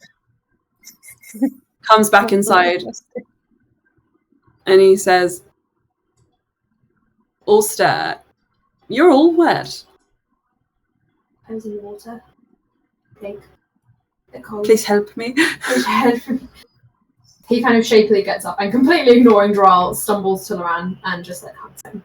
Loran holds you up and says, teleportation. Out of here. Right. Sorry, what did you want? He looks at Droll. Sanctuary. Why are you telling me I cannot have it? I didn't say anything to you. I'm not talking to you, I'm talking to them. Looks over at Astra. Why do you need it? He points at the door. He will kill me. I've Why known did it you for save us? I don't know. Fine, you won't give it to me? Then I'll wait here. You'll find my bones. He No. sits down on the floor. Fine, come on. Let's go. Perfect. That's all I wanted, really. It's very dramatic. Right, let's go. Right. In Draconic, I think Sparks is gonna hiss. Really? Really gonna just? What are we gonna do? I mean, he's felt the sting of my magic before, and I'm not opposed to doing it again. Right, you're the one that stabbed. I killed her. Also goes over to Droll and slaps him. Ow. Ow. We will take you out of here. I saved you. He becomes you, briefly, and then Don't do falters. Sorry, I can't actually sustain it anymore now that you're awake anyway. You also watch my hands. To save you. I made sure you didn't drown. Good. Also picks a rock up and smashes over Droll's head. Wait, what? Are you gonna knock him Knock out? him out. I need to make me a strength check against his dexterity save. Oh, fuck. Dexterity It was save. going to be better than, but also got a pretty good one. Okay. It was an 18, but -1, 17. He also got a 17. You're at an impasse. He ducks away just as you hit. It would have. He knocked him starts out. chasing you around the room. All right, that's enough. We need to go. It's an eye for an eye! That door will only last so long. And I like our survival better when we're not in the same room as Karul. They look up, both tangled in each other. Ha! Fine. Let's go.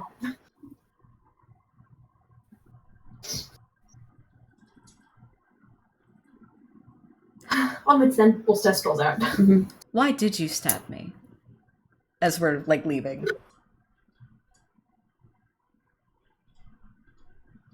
Honestly? Well, I wouldn't have asked if I wanted to lie. Some people like to hear lies. Saves them from the truth. Honestly, the reason would be that you were a liability. And you reminded me of someone I didn't like. I'm gonna ask more questions on that second thing later. He crawls down the rock face first, Oh, whilst you guys float down on your disc. And Oh my god, the core strength. Jeez. Say Dracula style. be an excellent hold answer. I'm going to just say that you guys are able to, with Loran's Really? efforts, teleport back to Loran's shop. Damp, hurt, flamed, grilled. And we will resume here. In 10 minutes. Well, no, it's a 20-minute break Oh, for lunch, 20-minute break. I said. So if anybody wants to eat some food, this is now the time to do it. Yes, thank See you you very guys much. at 1:45. Okay. Bye. I'm just going to put on some slightly more casual fantasy. You're on the shop music. Yeah. Yeah, I watch music because you play in the shop. Also, when the music becomes a little bit more boisterous, it does get a little loud. Keep it non-boisterous, Ella. Understood. No hooliganism. No hooliganism. Okay, so Only depressing music. you guys appear tumbling on the floor all over each other because you're not yet used to the teleportations in Loran's shop. Now, let me just scroll down on my notes. You've been gone for about 3 hours. Grand scheme of things. During which time, Ender, Kev, and Pico Taro, who have been waiting in sort of with bated breath, have actually done a little bit of tidying. You know, prepared some tea, and we're sitting together. And then seeing you all suddenly appear, Pico and Kev immediately get up and start coming over to help you. Alstaer, Pico Taro kind of catches you before you hit the floor and tries to steady you by lowering you into a chair. I think we'll go for that. Bucket. Okay. And he goes and he gets you a bucket. Also throws up in the bucket. Oh, great. Loran, I'm sorry. I think this had stuff in it. No, and he goes, sorry, it's just my eggs. Oh. I'm sorry. It's fine. I wasn't going to make any dinner anyway. I'll go get some new ones. No, I'll do that. Are you alright? Also looks shamefully around at everyone. Sorry that you had to Rescue you yeah. from exactly the man I warned you about. It seems like you trusted him and he is not good. He did So haven't really had much processing time. Well, I'll give you the space you need. And Loran sort of bows himself out and heads upstairs. is Loran still like injured? Slightly? Nothing that a short rest couldn't fix. He's only got 2 points down. Or like a nosebleed. That's it. Oh yeah, also he has a nosebleed. There you go. Okay. I'm getting a very strong vibe that I'm not wanted up there, so I'm going to stay here. Would you mind if I looked you over just to make sure that you're all right? Me? Yeah. Also kind of shakily gets to his feet. Go ahead. Can I just do like a quick like medicine check? Just because he got hit on the back of the head and. Sure. You do a medicine check. Can you roll it for me? Oops, sorry, hit my bowl. Sorry, y'all now get the disbelief look of the other natural 20 for 26. Yeah, just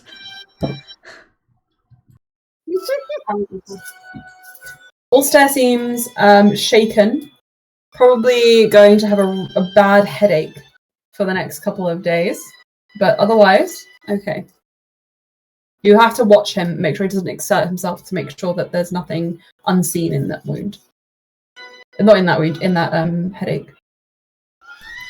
I think that you're going to be okay. Just gonna keep a close eye on you if you don't mind. That's fine. Is everyone else kind of like skirts over Droll? Is everyone else okay? I mean, Droll says yes. Not really getting it. Deal with you later. Okay.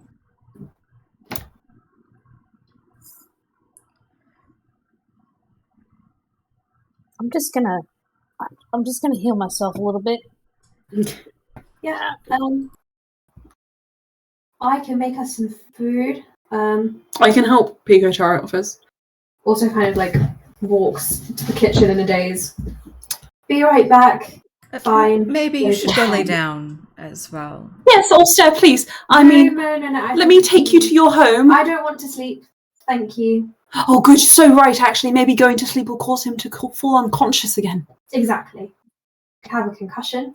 Best thing to do is to just Stay awake. Yes, I can help you, Alstaer. I'll be by your side 24/7. No, leave me alone. Thank you. Okay, I'm sorry. He goes to the kitchen. Sparks is gonna look at. She's gonna look at Gerald. I think this one also needs to be under supervision. I do not have a concussion. No. Just so you were aware. In case that was a worry of yours. I could certainly give you a check over. I did some damage myself the other day. I could certainly give you a concussion. Roll acquiesces, allows you to. Look him over if you need to. And when he sits there, you hear a quiet sort of voice just clear their throat. Gerald's kind of like got their back to the door, but you turn, Astra, and you see Mayan. And she says... I don't think Astra is going to turn her back to Gerald. No, you're not turning your back. You're literally just... You can see her out of the corner of your eye, if that helps. Okay. Hello. Astra. Hi. I went looking for you. Well, you found me. I'm perfectly fine. Nothing to worry about. I found your blood. As I said, I'm perfectly fine now. Nothing to worry about. How? No. And she looks like in disbelief, and she comes up to you and holds your hand and just says, I'm sorry. You did what was necessary. You got the guards off our jail. Thank you. And got you killed. I made a mistake. I should never have left you. Don't mention it. Well, killed is a big word. You're alive, so... Clearly. I was just worried when I saw how much... Sparks?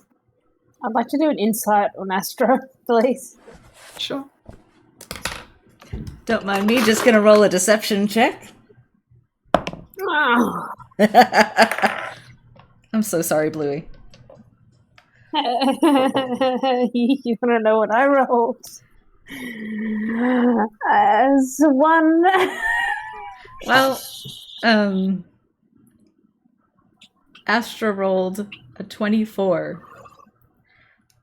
No, hang on. No, a 25 for deception. So if anybody else wants to roll that, like Mayan or Gerald, they are more than welcome to. Mm-hmm. But 25 is the DC.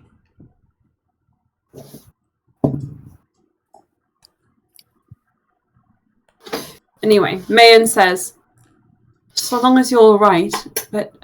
Perfectly fine. Who is this? Oh, don't worry She about looks down it. at Gerald. Just a cousin. Okay. Wait, you're related? You have family? I do have family. I don't talk about them. Ever? She nods and says, well, if it helps, I'm in the process of organizing a safe house, if you feel the need to lay low at all. Absolutely. Okay, wow. Okay, that seems intense. Just outside of the city. Give me a day or two. Excellent. Thank you. Truly. That's okay. Yeah, no, it's fine. I'm sorry. You really don't need to And apologize. It's fine. How is Chorus? Is he further infected or has it remained at bay? The prince. That's a good question. We haven't. So, me speaking as Anna, we haven't checked. You haven't checked. Oh, and you remember you have his ring, just in case. Oh, I didn't ever get it. I didn't ever get it to him. Okay. Chorus. Yes. Sorry, I've got something to give him. She'll go around the back. She seems like quite reluctant to leave your side, Astra, and she says, "But if you feel confident in checking, it's not too much skin off my bones. But I mean, can I wait with you just to make sure you're all right, please?"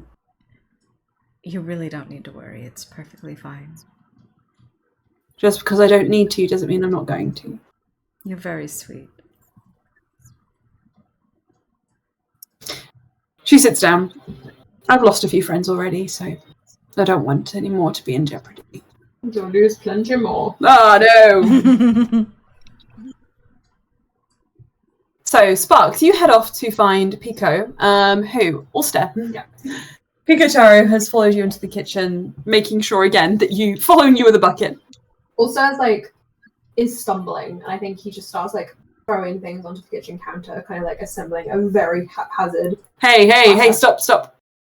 What is this meant to be? Cheese, Mayonnaise, herbs, bread, chopping board, fork. How about we make sandwiches? Yeah. Sounds good. Okay, cool. I'm going to cut bread. You're not going to have a knife. You're going to get butter. You're going to get a spoon, and you're going to spread it on the slices I give you. Is that okay? Alstair finds the butter, takes off the cloth wrapping, and starts spreading it with a spoon. Okay. That's just it's just been a very feels like this day has lasted like a week. Just been it's not even nighttime yet.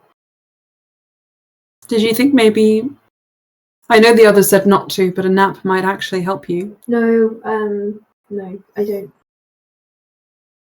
Then a bath? Maybe a bath.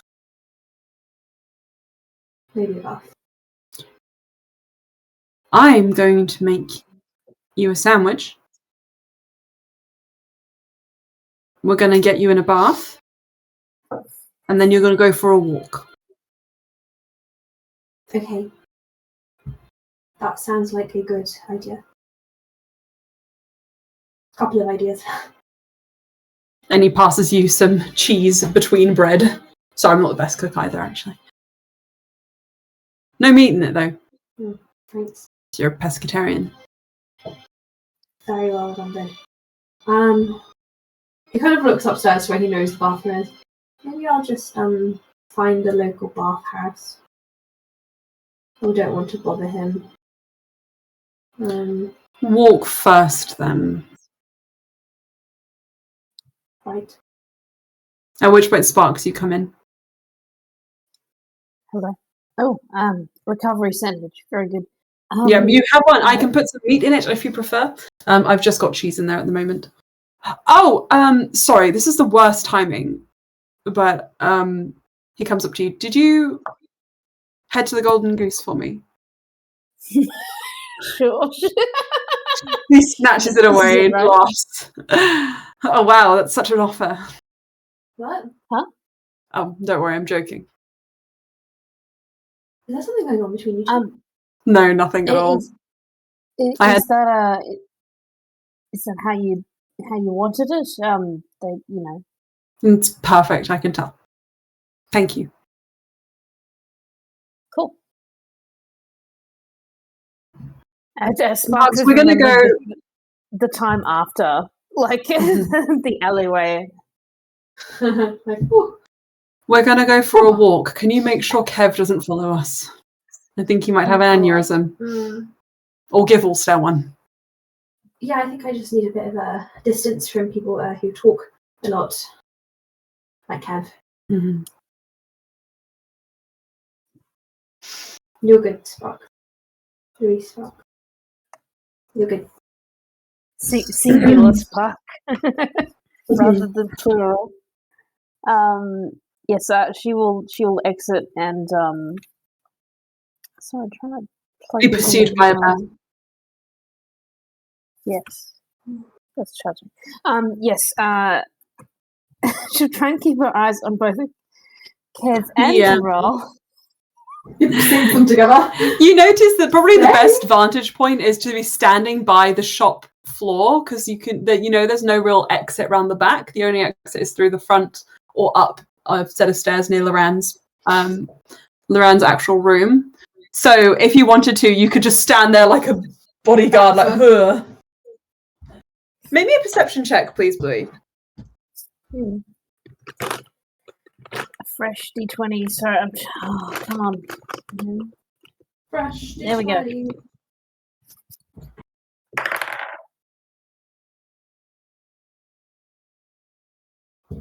That's 17. Okay. So, when you first came in here, the amount of potions in the man's shop were considerable. There was a whole wall of them. It seems that the majority have now been completely bought out, leaving that section almost entirely empty. Which is curious because you know for a fact that a lot of those potions were very expensive. And the only person working so far today has been Timmins, rather than Loran, who has been busy since midday with Alstaer going missing. I've been missing for 3 hours. For 3 hours. Timmins, is that your name? Yes, it is. It's my only name. No last name, just Timmins. What's up? Can I see the list of purchases? Yep, I have a ledger just here. And he brings up a very thin tome, but it seems to have infinite pages, and each one is full. And he just keeps going through and through and through until he gets to today, and he says, "That's it, yeah." Is there anywhere near enough in the ledger to equate with the amount of missing potions? Missing? No. I sold them all. Sparks thinking. Is there like a huge list of sold things? Yeah, that's what he's showing you. A big list of things that have been sold. And he says, you don't even need the rest of the book, to be honest. You just need this page. A very kindly and polite young lady came in and purchased a considerable amount of them with a considerable amount of gold. So who was I to say no?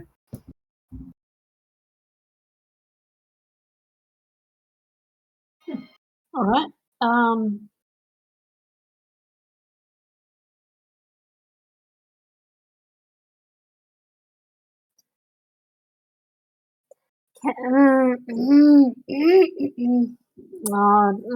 Why did I do anything? Maybe who did this? Lady with who did this lady with all the money look like? What did this? Sorry.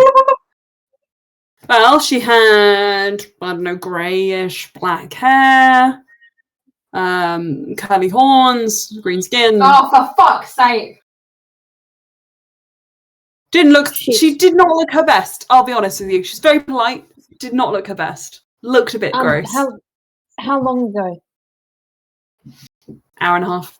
Oh, fuck. Okay, Spark sprints back.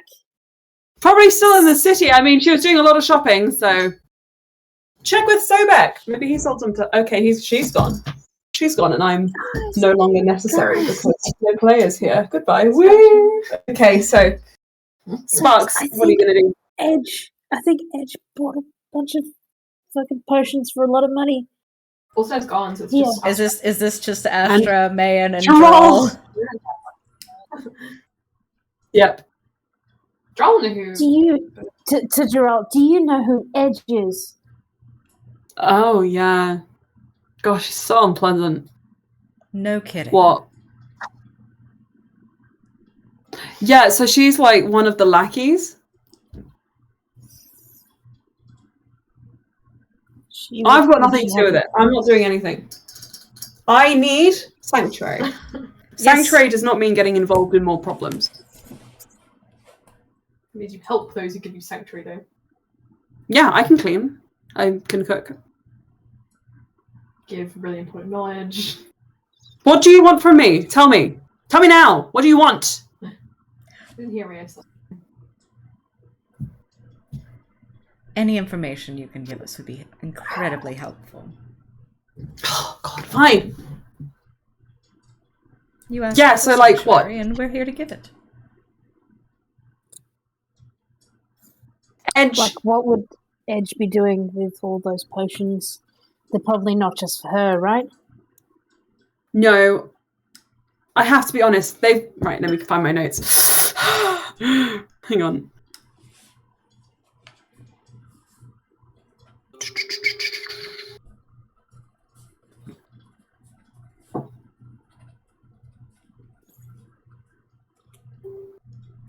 Oh, wait, does Mayan know anything Okay. about her as well? Since One we're all thing in at the a room. time. Okay, cool. Drell says,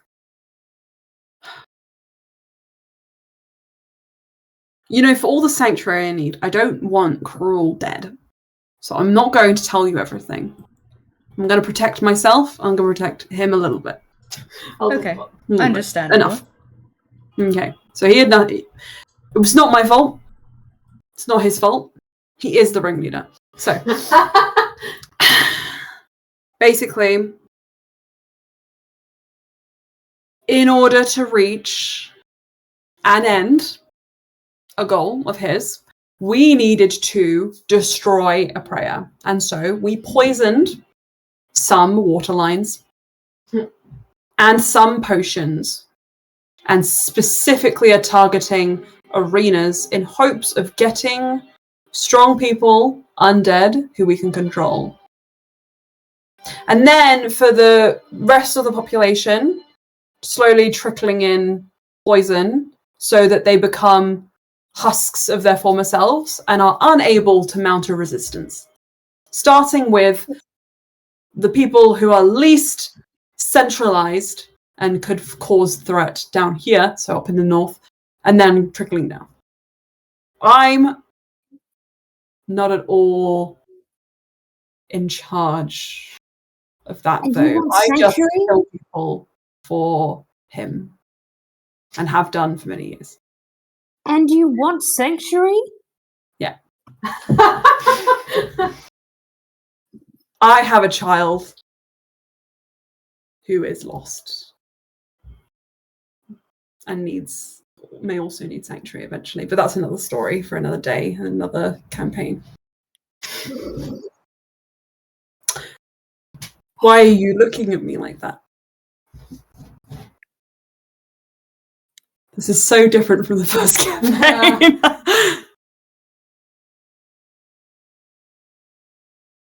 I also actually don't know why I'm telling you this instead of trying to fight my way out of here.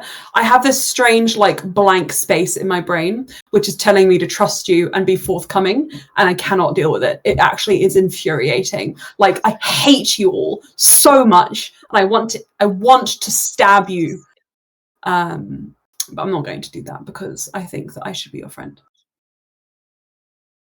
It's really great, Droll. It's so convincing. Sparks will just look at Astra like... Yeah, Astra has just been staring at him, like, unblinking for a little bit. Yeah. So that's the story. There you are. You know the plot of, the plot. We needed to destroy the country. And this was a really good way to do it. He's very, very good at magic. So him poisoning things, making potions subtly, blaming it on the Thieves Guild. And then, actually, what's funny is there was already a faction who wanted to destroy the country, and they were like, we'll team up. We don't really have a lot of control over them, so you might still have some problems. And there are definitely things in motion which we cannot stop. But I can at the very least assure you that I can stop killing people. Astra just keeps Unless you getting kill someone. a little bit closer and a little bit closer and a little bit closer. Please, I want space. You are making me incredibly uncomfortable. Are you a tiefling or are you a drow? Or are you both? You seem to be both. You're so close to my face. Are you going to give me a kiss? I do not want it. Like, she stops when they're like, I did it! You're going to give me a kiss, yeah, Astra stops like short of that like distance and just is making this like very hard eye contact. And yeah, it is very drow behavior for Astra. It's Have you ever lived in the Underdark? No. Who is it that you hate that I remind you of? Someone called Sinestre. Noted. She backs up.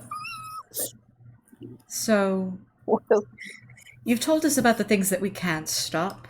What about the things that we can stop? The gauntlet. It's going to be hit by a huge drop of potions. Every single drug they'll be taking is going to be tainted. Too late to stop the ones up north. They take drugs? They take performance-enhancing drugs, yes. They don't? They dope. Okay. Well, if you're doping for sport.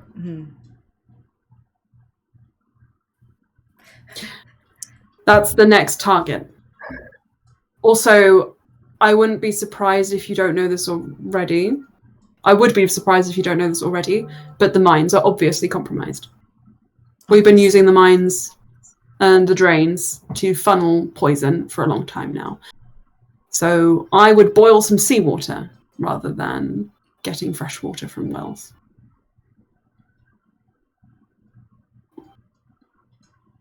Or have a cleric bless each well to purify the water before people drink from it. That might take some time, though, considering most of the clerics are stuck up in the Temple of Bahamut. I suppose that's something that Sparks and I can work on, but...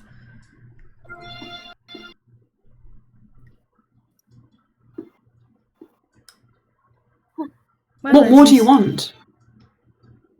A contributing hand. You'll certainly go a long way too. The whole point of Sanctuary is not putting yourself in extra danger. I can't die. I must live. What about all the people that you helped along? I think Sparks is like pacing around like Furious. Yeah. Sanctuary means I will protect you, given everything that I have. Understood. He nods. And for the people I've helped along, it's best not to think about them. Yeah, that's fine. I guess we'll forget about them. It's so easy to do if you don't treat them like people. We save who Who we said can. I didn't? And I couldn't save them. I had no reason to. Oh, Sparks hates this. She hates this. I saved Alstaer. And you saved us in Karul's cave. Well, I helped. I think you were doing remarkably well given the circumstances. I'm sorry if I upset you, he says, looking to Sparks. But I think our morality may be too fundamentally different for us to have a proper communicative relationship.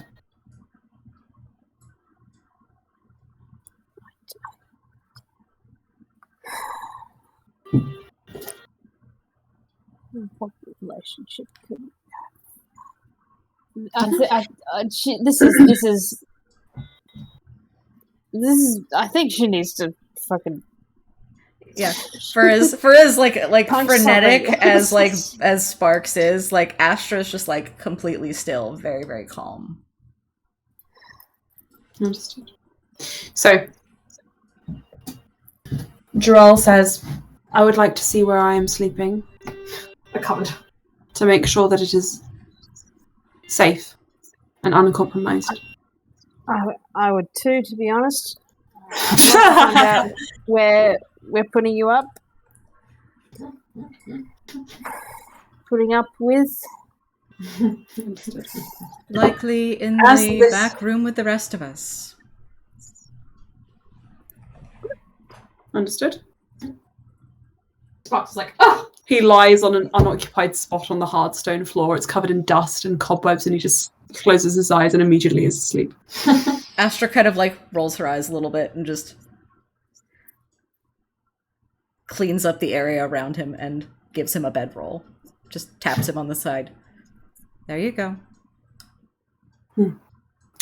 Thank you. He tucks his head on top of it and then just keeps sleeping. A strange man.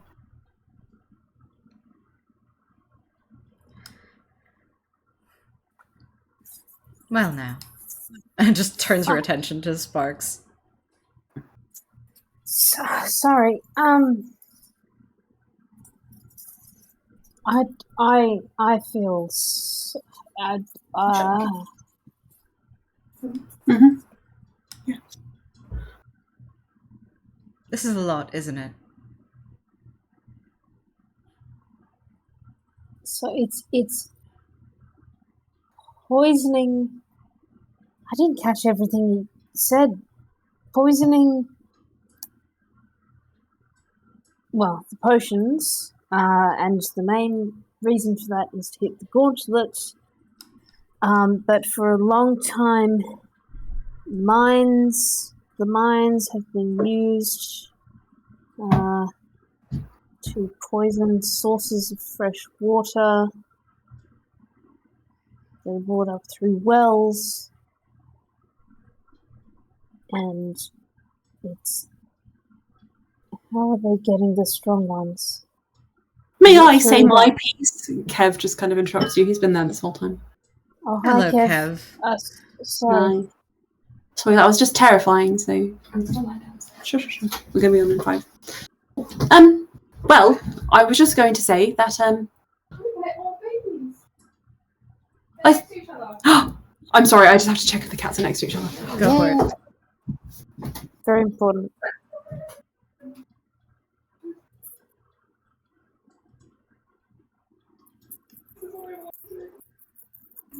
Astra just puts like a reassuring hand on like Sparks' shoulder. Like it's very tentative, like, I realize that you may have come to see that my morality is not aligned with yours.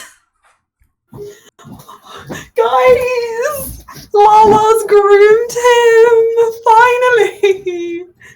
After so long. They haven't been grooming each other. They haven't been sitting next to each other. Now they are. I'm so happy about it. Okay.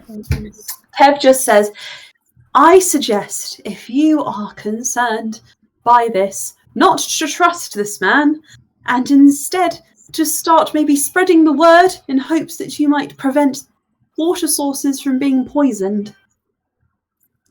And who better to do that than perhaps the prince of the nation we are currently inhabiting? Oh, I suppose. Let us draw up a game plan for him, and we'll pitch it when we get back. There's like certainly an idea. alternate form of news, or an alternate source of news that we'd have to be careful doesn't downplay the message that everyone needs to hear. Agreed. Which is? Start boiling seawater, I guess. What? Yeah. Should we perhaps mention that the capital seems to already have fallen to this thing. Usually, in my political background, that's not particularly good or inspiring. No, that's a good point. As long as we keep Chorus safe, it hasn't truly fallen, right? I suppose. We must draw up a speech. And he gets out some pens and quills and gathers you around. Which is, I'm going to actually get you guys to do that as a little homework if you want to have a little speech that you guys can have Chorus check next game. That's right. Indeed. And people Now, thought he was dead, then, you know. Yeah. We'll briefly shift over to Picotaro and Alstaer as you're on your walk. Walkies.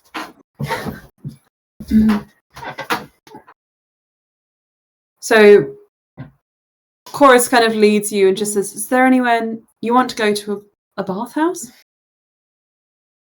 I don't know, I just wanted to be out of there. Just felt, you know what, it doesn't matter. Maybe I'll stop and get a drink and then I'll treat you. And he I'll owe you one. don't worry about it. He goes and he gets you some tea. The alleyway shifts around a strange point. Sorry. And he finds like a small park in the middle of the city, and he just sits you underneath a tree and passes you the tea and just says, commune with nature? It seems like your kind of thing. Yeah, it does, doesn't it? I just, it's weird. I feel like I should be feeling more shocked and scared.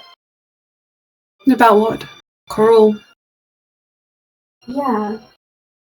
I feel... Is it weird that I feel like I already knew? I have to be honest with you, Alstaer. I don't know that much about the situation. I do know how it feels for one of your closest advisors to hurt you. It's happened to me a few times.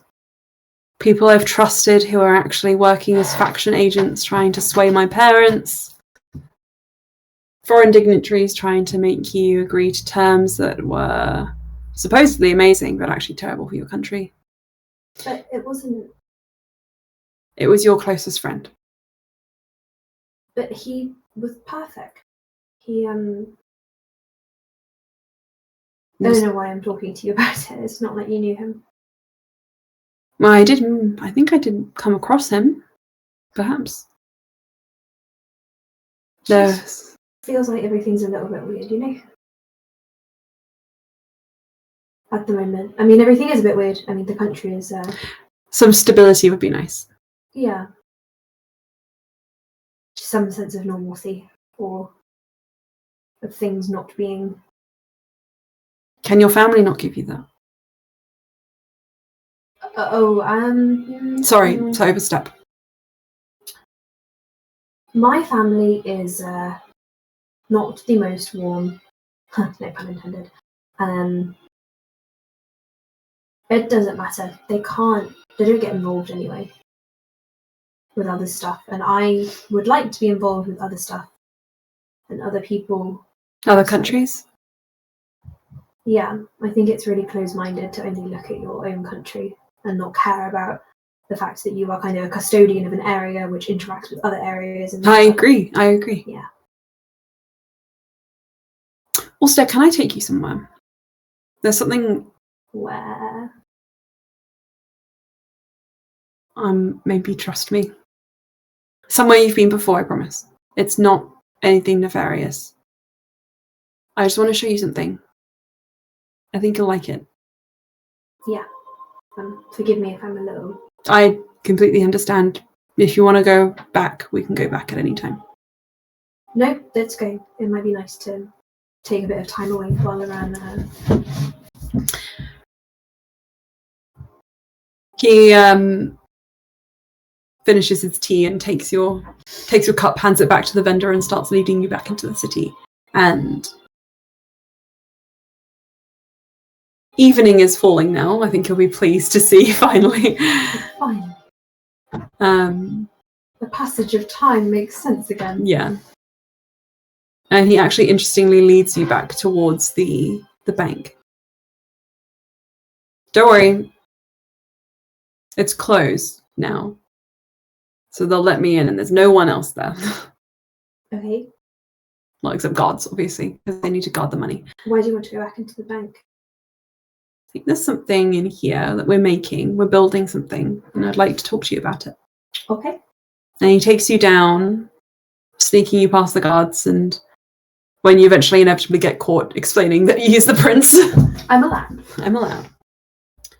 You guys end up near the tunnel which you saw, which was being co-built by the Maasai and Aprea. I did think that was odd. No monsters in here, are there? No monsters. This is sort of my pet project. There aren't that many monarchies left in the world. You're going to build a tunnel.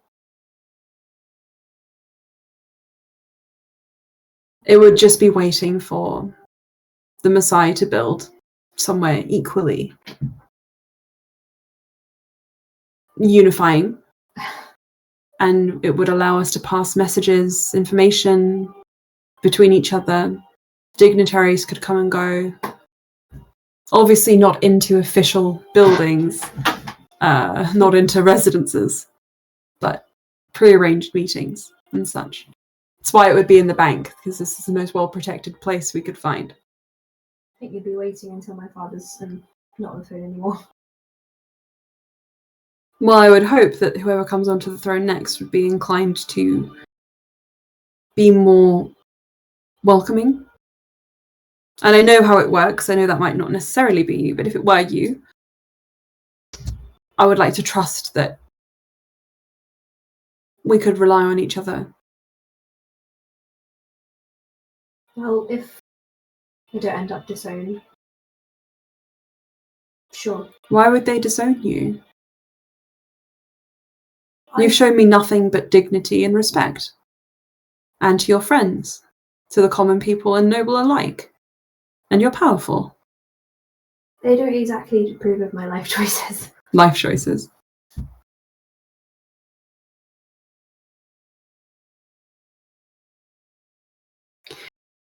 Alstaer.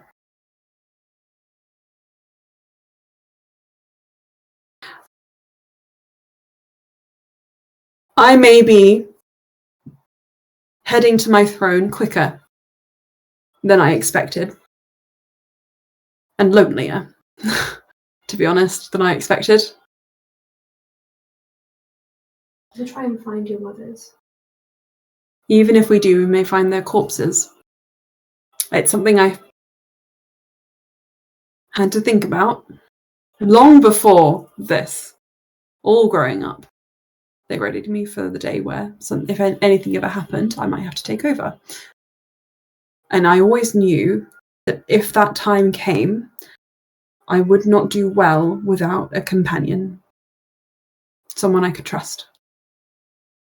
You want to form an alliance?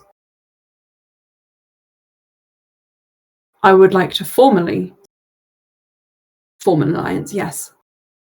What do you mean? I might not even end up on the throne. What if I could assure that you would? And he pulls out a ring. Oh, fuck me! I had to smile. Surely you saw that coming! He's been flirting with you this whole time! Get up. What? Continue to see.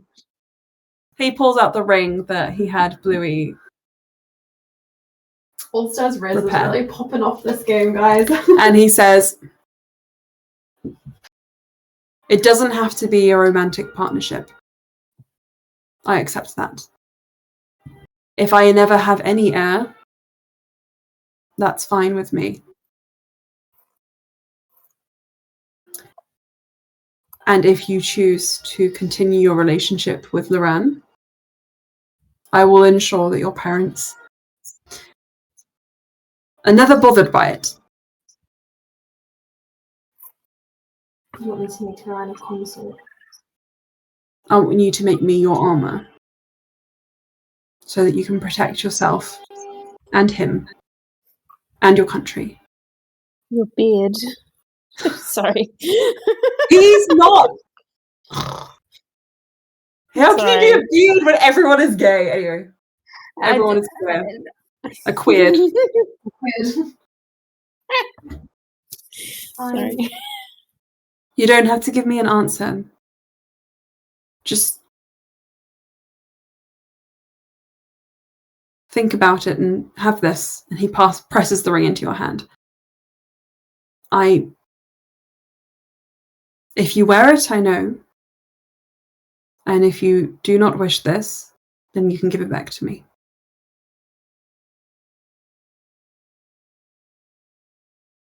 And he pats your hand and just gives you a squeeze and slowly lets go. And if... I don't think... You seem like a person who I could potentially one day have a good relationship with. And I do not think that I am disagreeable, though I am boring. You're not boring. Enough people say it, you start to realise it's true, so don't worry. I'm not... I mean, you're partially undead, that's not boring. Sorry. It's fine, Well, there's the rest of it, isn't it? And he kind of looks down his shirt and holds the necklace. I don't want my throne to just go to anyone. And I think that... Well, if I can guarantee you some sort of inheritance, then why not?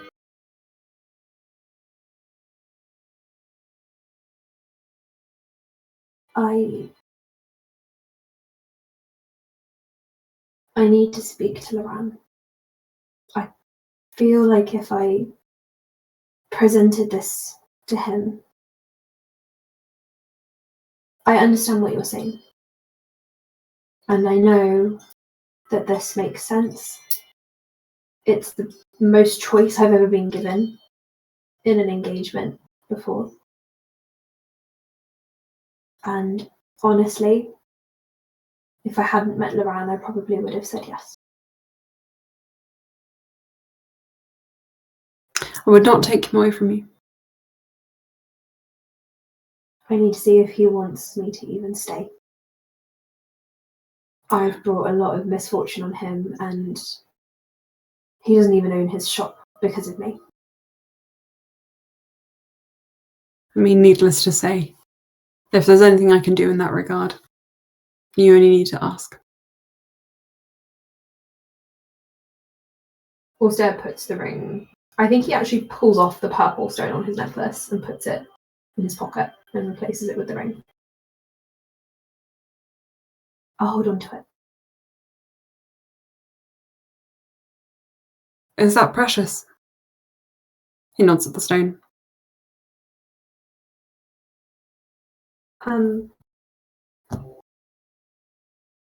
It was. He puts it in his pocket.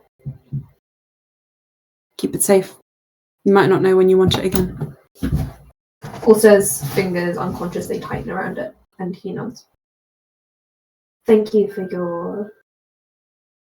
spending this time with me. He kind of holds his head.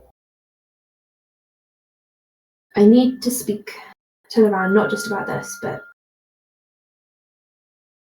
the time I spent with Karul was very strange. Take your time. I'll wait 5 minutes and then follow. No, you shouldn't walk home alone. I'll walk home with you. We should go together. Yeah, I know, that's actually really super. I should have maybe thought about that when I took you somewhere far away to propose, and then we'd still have to talk to each other. Well, it's happened now, so let's go. And Well, what if on the way back, why don't you tell me interesting facts about yourself so I can remind you that you're not boring? I am not an amazing cook, but And I can make good cocktails. Sounds cute. They chat all the way back, I think. Mhm. So, have you guys made a speech for Pico Taro, or are you holding off on that? Oh, I was playing around with rocks. I'm saying. I think Astra would actually say that she thinks it's important to present Chorus with the information and let him come up with his own speech, as that should be on an onus on the ruler. Mm. We could then Understood. make edits or whatever. Yeah. And Kev says, "Oh, you'll be surprised some of the stuff rulers come out with. Oh, look, who's back?" And they come through the door. Alstaer! I Kev stayed here the whole time. very proud. How is He nods at Doral sleeping in the corner. Infuriating infuriating? for I me. imagine. Well, I'm sorry. He pats Spark on the arm. I'm sure you've got. He looks at the scattered rocks and the parchment. Looks like you've got stuff to discuss with Pico. I'm really sorry, but I need to just Points upstairs. Understood. Take your I need time. Thank you. And if he bothers you too much, just tell me, and I will fight him. I don't think we're going to need to worry about that, right? Could you also ask him why I was kidnapped in the first place when he wakes back up? Thank you. And he starts Will do. climbing the stairs to around. I can answer those questions. He immediately wakes up. Also pulls Oh on my the god. Oh, A light were you sleeper. sleeping? Indeed. Why did you kidnap me?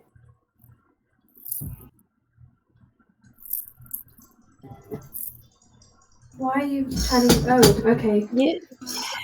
It's better off you don't know. I'll ask you again in the morning. and he keeps climbing. Oh, I was going to better tell off. Say that It's again. really, he looks like really better off if you don't know. Really, it's not good.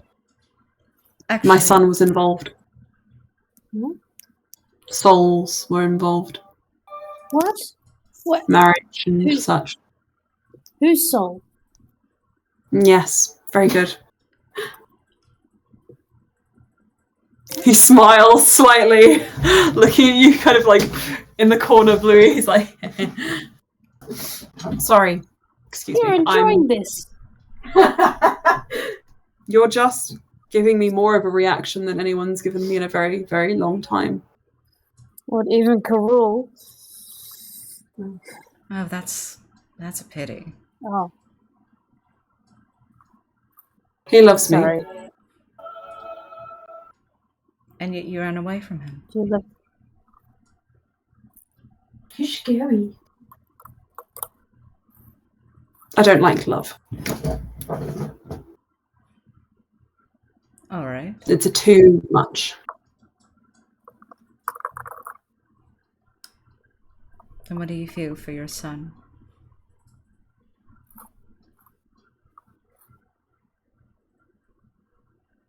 Why would you ask me that? It's an obvious question. Is it? Is that why you're Only not a with monster could love their own child. him? Think about that. Wow, oh my god, permeating through layers. Oh my god, I'm not a monster. I love someone.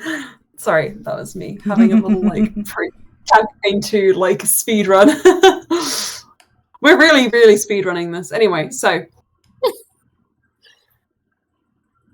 Sparks, they look at you and narrow their eyes and then close them properly, falling back to sleep. specifically to make you feel uncomfortable.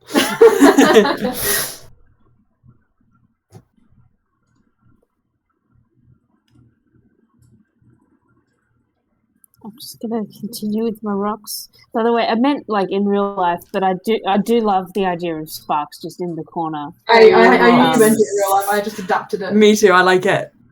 I like it a lot. These are the tourmaline chips. The black tourmaline that I got from you, Lily. Your stash.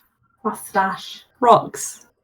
I've just been moving them about on the page. Yeah. It's very nice.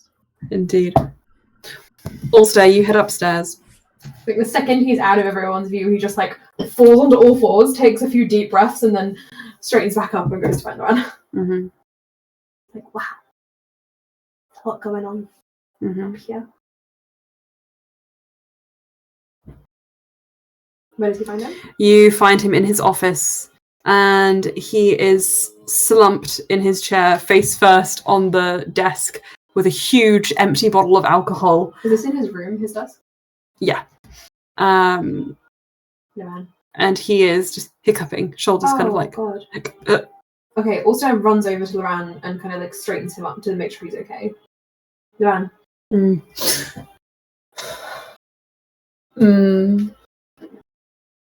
Did you drink that whole thing? He kind of helps Loran over to sit down on his bed. Hey. What? Why did you... Why? Wait. Hang on. I'm drunk.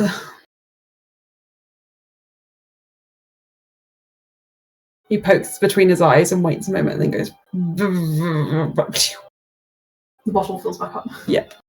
Like in Good Omens. Oh, God, that hurts like a hangover. Why did you do it? Do what? Drink yourself into this state.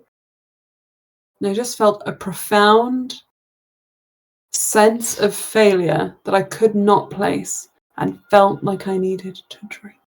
Failure? I don't know, Alstaer.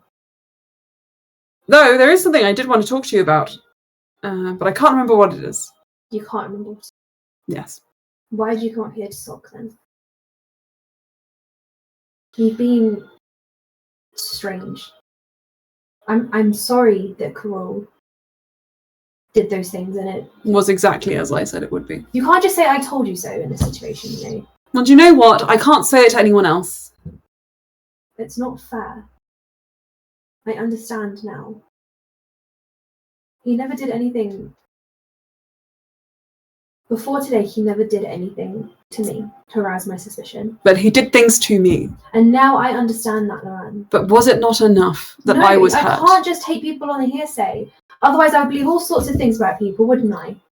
So my account is hearsay of what happened to me personally. You had hearsay. a bad experience with him. And I understand now that it was cruel, and I am sorry. So not you who needs to apologise, Alstaer. But I am, because he won't. I don't want his apology. I don't want his pity. I just want your trust, really. I do trust you. You didn't then. Ron, I've known you. 2 weeks and that's it, I know. Versus you've known him for years. But had you seen him at all?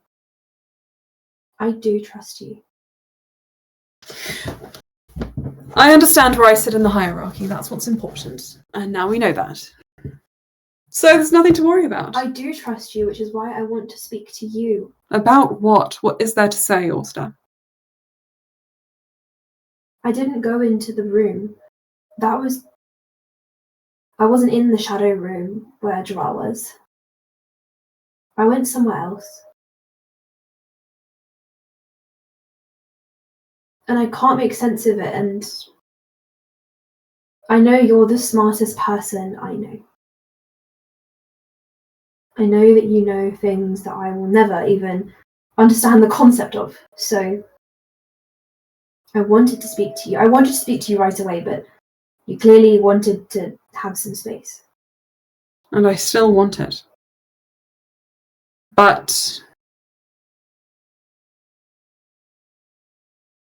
Well, I suppose this is a better time than any. And he goes over to his desk.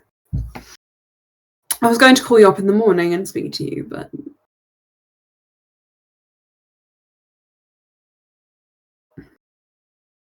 I've been looking through your journal.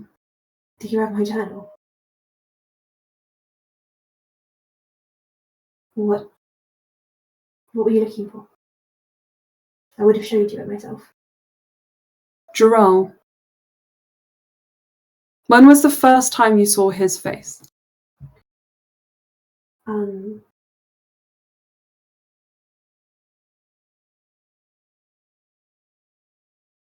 I suppose maybe I don't know. Maybe I saw him when I was. Karul might have brought him to the palace one day. I don't know. I can't remember. Karul. Yes. Why do you ask? I wanted to just check. Can I see what you're looking at? He shows you the doodle you did of Gerald's face. I thought potentially that the first time you'd seen his face was when I showed it to you. But of course, you saw him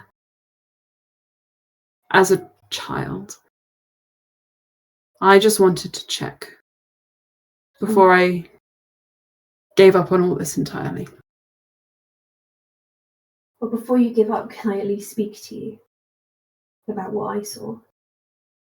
Rather than what you're... Or do you not even want to speak to me? I just don't see what the point is. Laran. He kind of pulls Laran back around to look at him. Laran, I'm scared. Because I'm scared if I go to sleep that I won't be here anymore.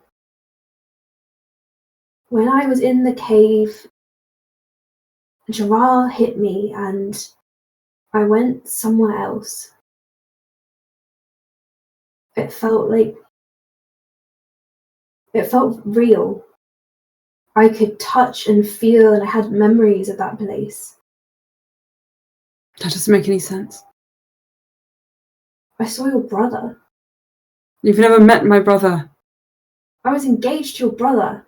He has like a revolted response. And I know how that sounds, but it's not. It felt like it had always been that way in that dream. And then that's what it was. It was clearly a dream, But Alstaer. then you were there, and I felt like I could follow you out of the dream. I felt like if I held on to you, if I kissed you, I would be able to get out. And then I woke up. And I was back in the cave. Came back here. Yeah. And I know it's a disgusting dream. I know it's not what I desire. I've never met your brother. I've never met Saraza. But in the dream, I knew him and I met your parents, and He stands up very quickly. Unhappy.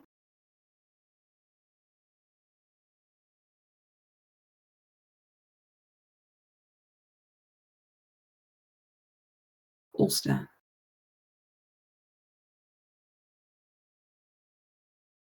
This is the real you. Right. As far as I can tell. He feels your head. Feels where you were concussed. Ouch. Sorry. I don't understand. I don't understand. He just pulls you in for a hug. I don't understand. Alstaer, I'm sorry. I'm sorry. I have to. I'll break it. If I'm not careful. kind of recognizing those words, Alstaer holds onto Aaron's shoulders and kind of faces him. What do you mean? I can't. Alstaer.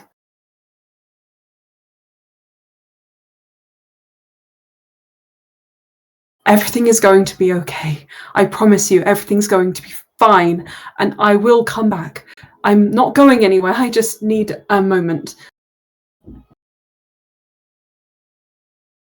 I'm stupid. I'm an idiot. I'm the worst kind of person, and I might say things I don't mean, but just remember that I'm going to help you, and I'm going to protect you, okay?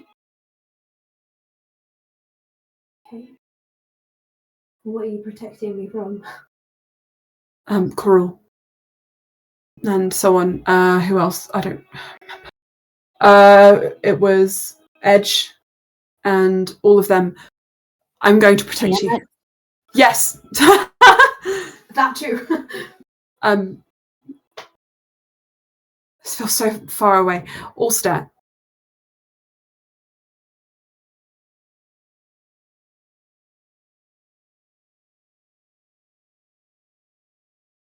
I can't stay. Alstaer kind of clamps onto his wrist. Why? What do you mean?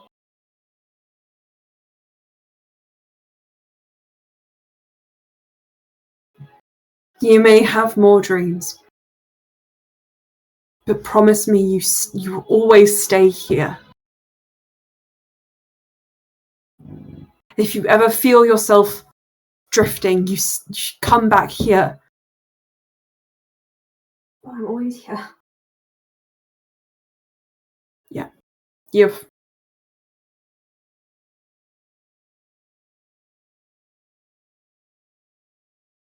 Alstaer. And he says something into your ear in Carnet. Do I understand? I'm about to be a real bitch too. Sleep, please. And he strokes the side of your face. I need you to make me a wisdom saving throw, please. Oh, far out. Do you want to see what I rolled?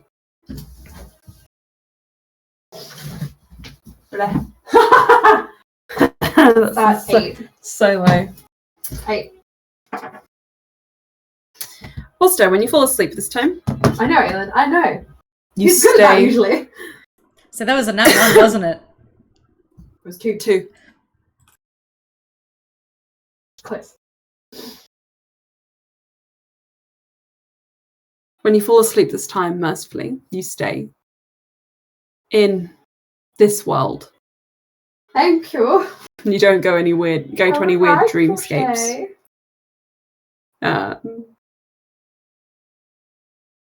You don't go to any weird dreams. But you also remember that you do not dream. You feel yourself sort of suspended in just the dark. And there is someone there, something there that you just cannot see.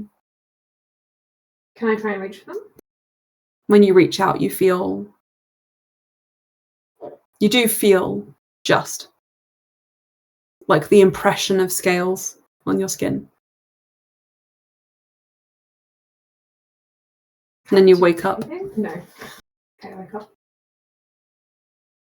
And you're all downstairs. Guys, I'm going to say that your long rest, well earned after all this, comes to you and takes away all incapacitations, hit point losses, etc., etc. And Bluey, when you wake up, you feel yourself very protectively holding Alstaer. Yeah. Oh, right, okay. The impression of scales. And then you wake up. Wow. And Slayer, I'm sure you're not very far away. A stack of spoons or... Yeah. I'm not quite. Slia laying like facing Geralt, like, nah, not leaving my sight, boyo. Oh god. Yeah, you wake up and you can smell food, kind of the smell of food coming from the kitchen. I'm gonna scramble up and try and find him. When you scramble up, he is standing by a tamagoyaki pan making egg rolls. Darren. Good morning. Slept well. You Eggs? said- he kind of looks around at the behind him at this still sleeping group. You said you were leaving.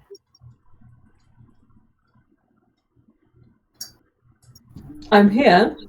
He kind of goes over to him and feels his arm. Are you alright? Oh yeah, I'm fine. Nice ring, by the way.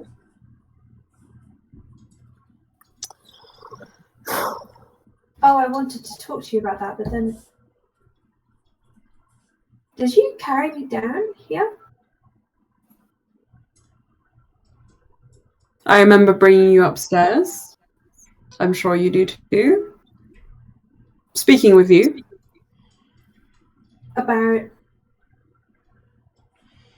Your journal, Geralt, chorus. We didn't speak about Pico. I assure you we did.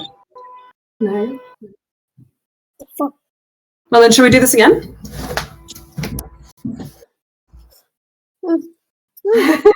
I was like, ha! Sparks.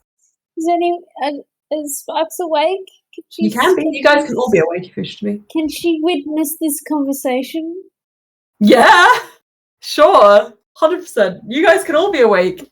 You guys see peering at the door if you want to be. I don't think she'd want to try and hide. I think she'd be like,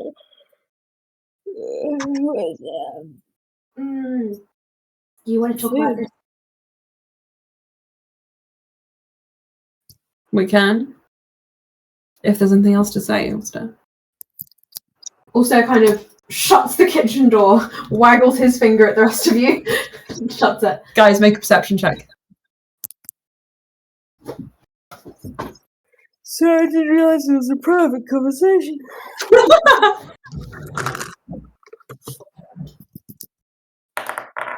11. Astra's not listening in. Just Okay. Just watching Louis with amusement. Sparks, what did you roll? 13. 13. Oh, okay. I think you can catch bits of it. Loran says, you may lead. If you wish to. What is going... I didn't speak to you about Pico. Loran does look a little concerned and is just... I can, though. How's your head? My head, he kind of feels where he was concussed. It really hurts. It does hurt, but I have my memory. Then let's do this again. Okay, Pico proposed to me, and I said I needed to speak to you because I like you. And I don't want to betray you. But I also want to get your shot back. And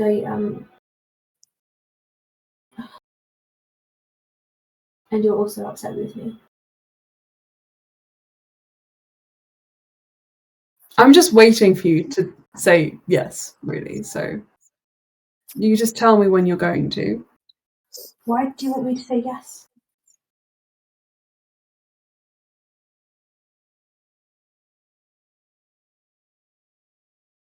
He's the better choice. But I chose you. Because I like you. I like you too, Alstaer, but we both know that that's not enough. Why are you being like this? Because it's been like this from the beginning. Like what? You hear slightly raised voices. Difficult. Are you saying I'm difficult? Is this because of yesterday? I said I'm sorry. I'm still sorry. You said you didn't care if it was troublesome. If I was... I don't want your pity, Alstaer. That's all. What am I even pitying you for? Considering throwing your whole life away to get my shop back. As if I couldn't do that myself. I could find a way. I'm not. I don't understand. I don't understand either. The only reason I would agree to this proposal, and even Pico said he understood, is to help. To help you and to help people. But if you told me not to do it, I would not do it. Because I... Like me. Even if I was engaged to Pico, I would still like you. But I want... He puts down the pan. Make a persuasion check. That is not going to be hard.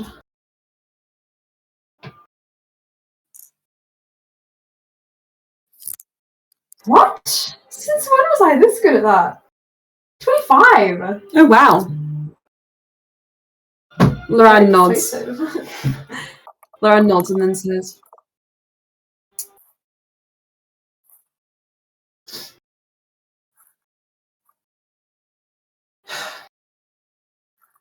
I'm being a bitch. I know it.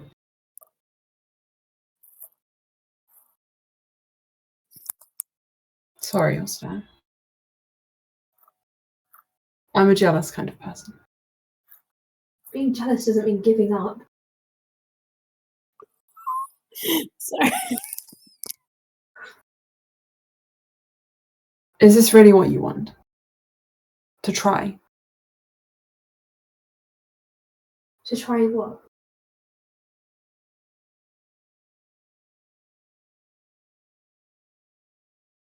Getting my shop back. He says, and you get the impression he wants to say something like, he's saying that as the least offensive thing of all of this for him.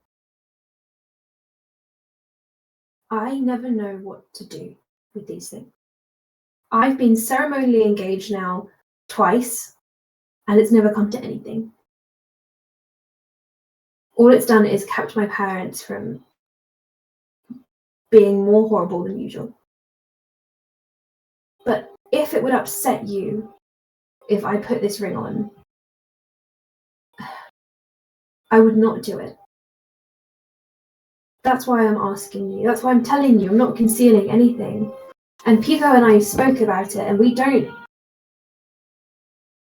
I don't have feelings for Pico. I like him. He's fine. He's a friend. But I want to be with you.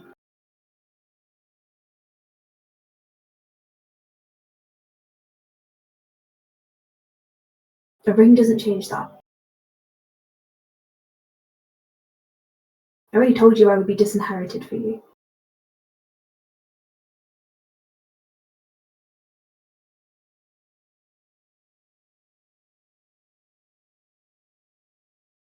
He reaches up and he picks up the ring and he just sort of like tugs the rope until it breaks off and slips the cord out and puts it in your hand.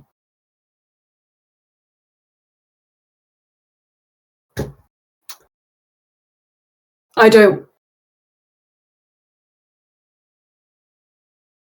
know what it's like to lose family, even if they're horrible. I don't want that for you. If this will help,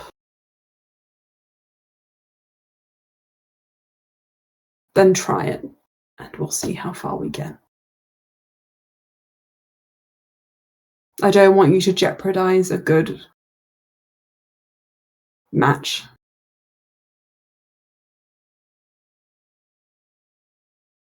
For the possibility of me. So It's not a possibility, is it? Not unless we know. He takes Loran's wrist again, then much more firmly. Put it on. I'm not going to do it for you. That would be a bit weird.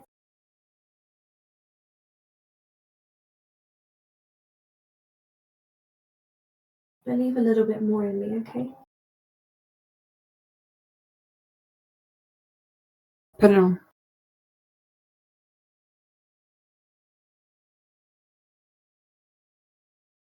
Can I inside check Loran? Yeah.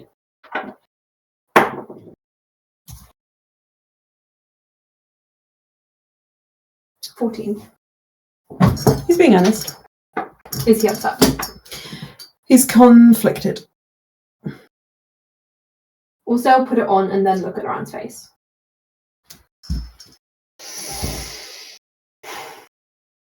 You're not looking at me.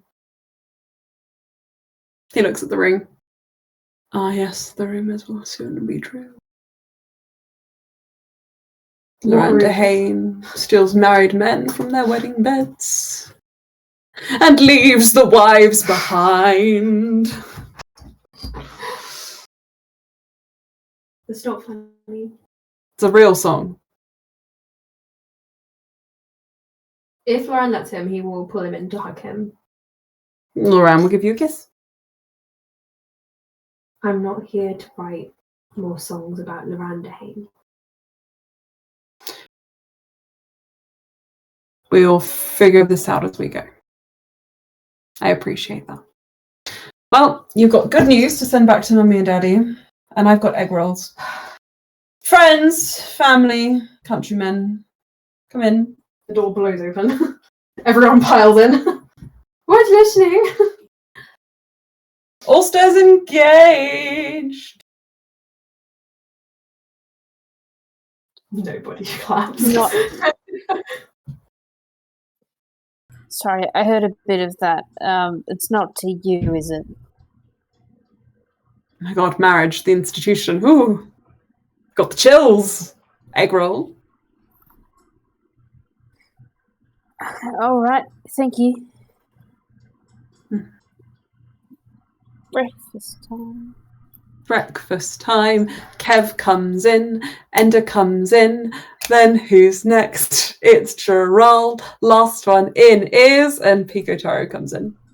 Astra's gonna follow in, but just seeming very, very perplexed about the announcement of Alstaer getting it not being Loran, and is also like, this must be some weird like rich people thing, like nobility thing. On your face, it says like, do not. Don't. Pico just says, in case anyone may have the wrong idea, we're establishing an alliance. That is all. But in my parents' eyes, I have seen their logic. The light. Yes, the light. Thank you. You're welcome. And Now he's liberated. Also, it looks like he's like stuck between laughing and crying. I love that space. I live in that space. It's the place to be. Emma and Loran said that.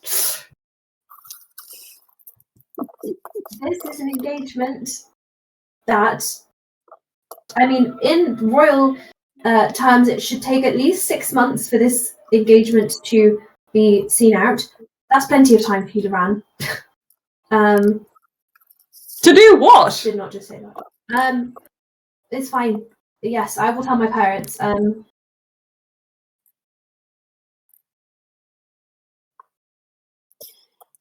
Pico, fill the silence. I am no longer seeing a spread of infection throughout my bones.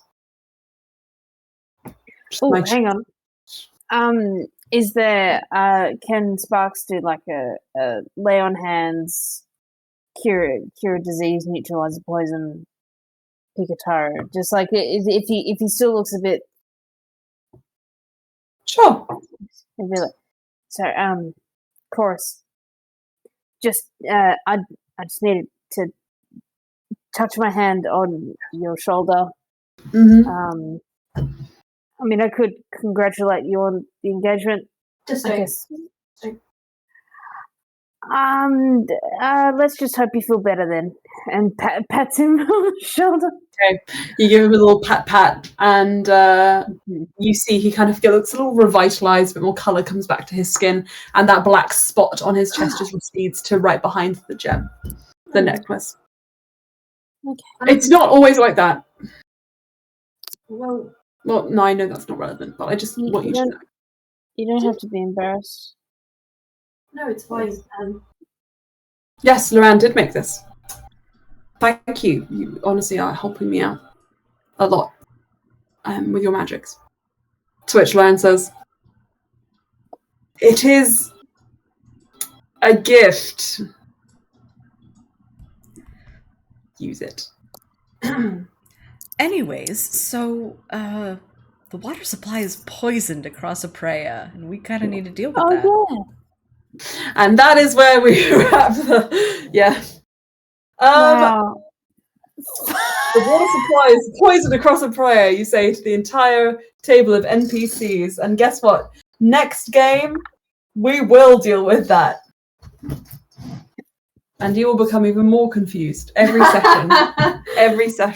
Hey, until the last session poison.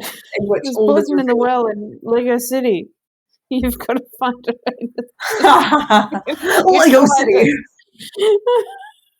That's so funny. I need to get to bed. Yeah, go to bed.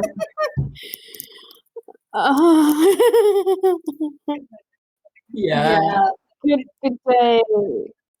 Good day. Good night. For everyone. That's amazing. Thank you.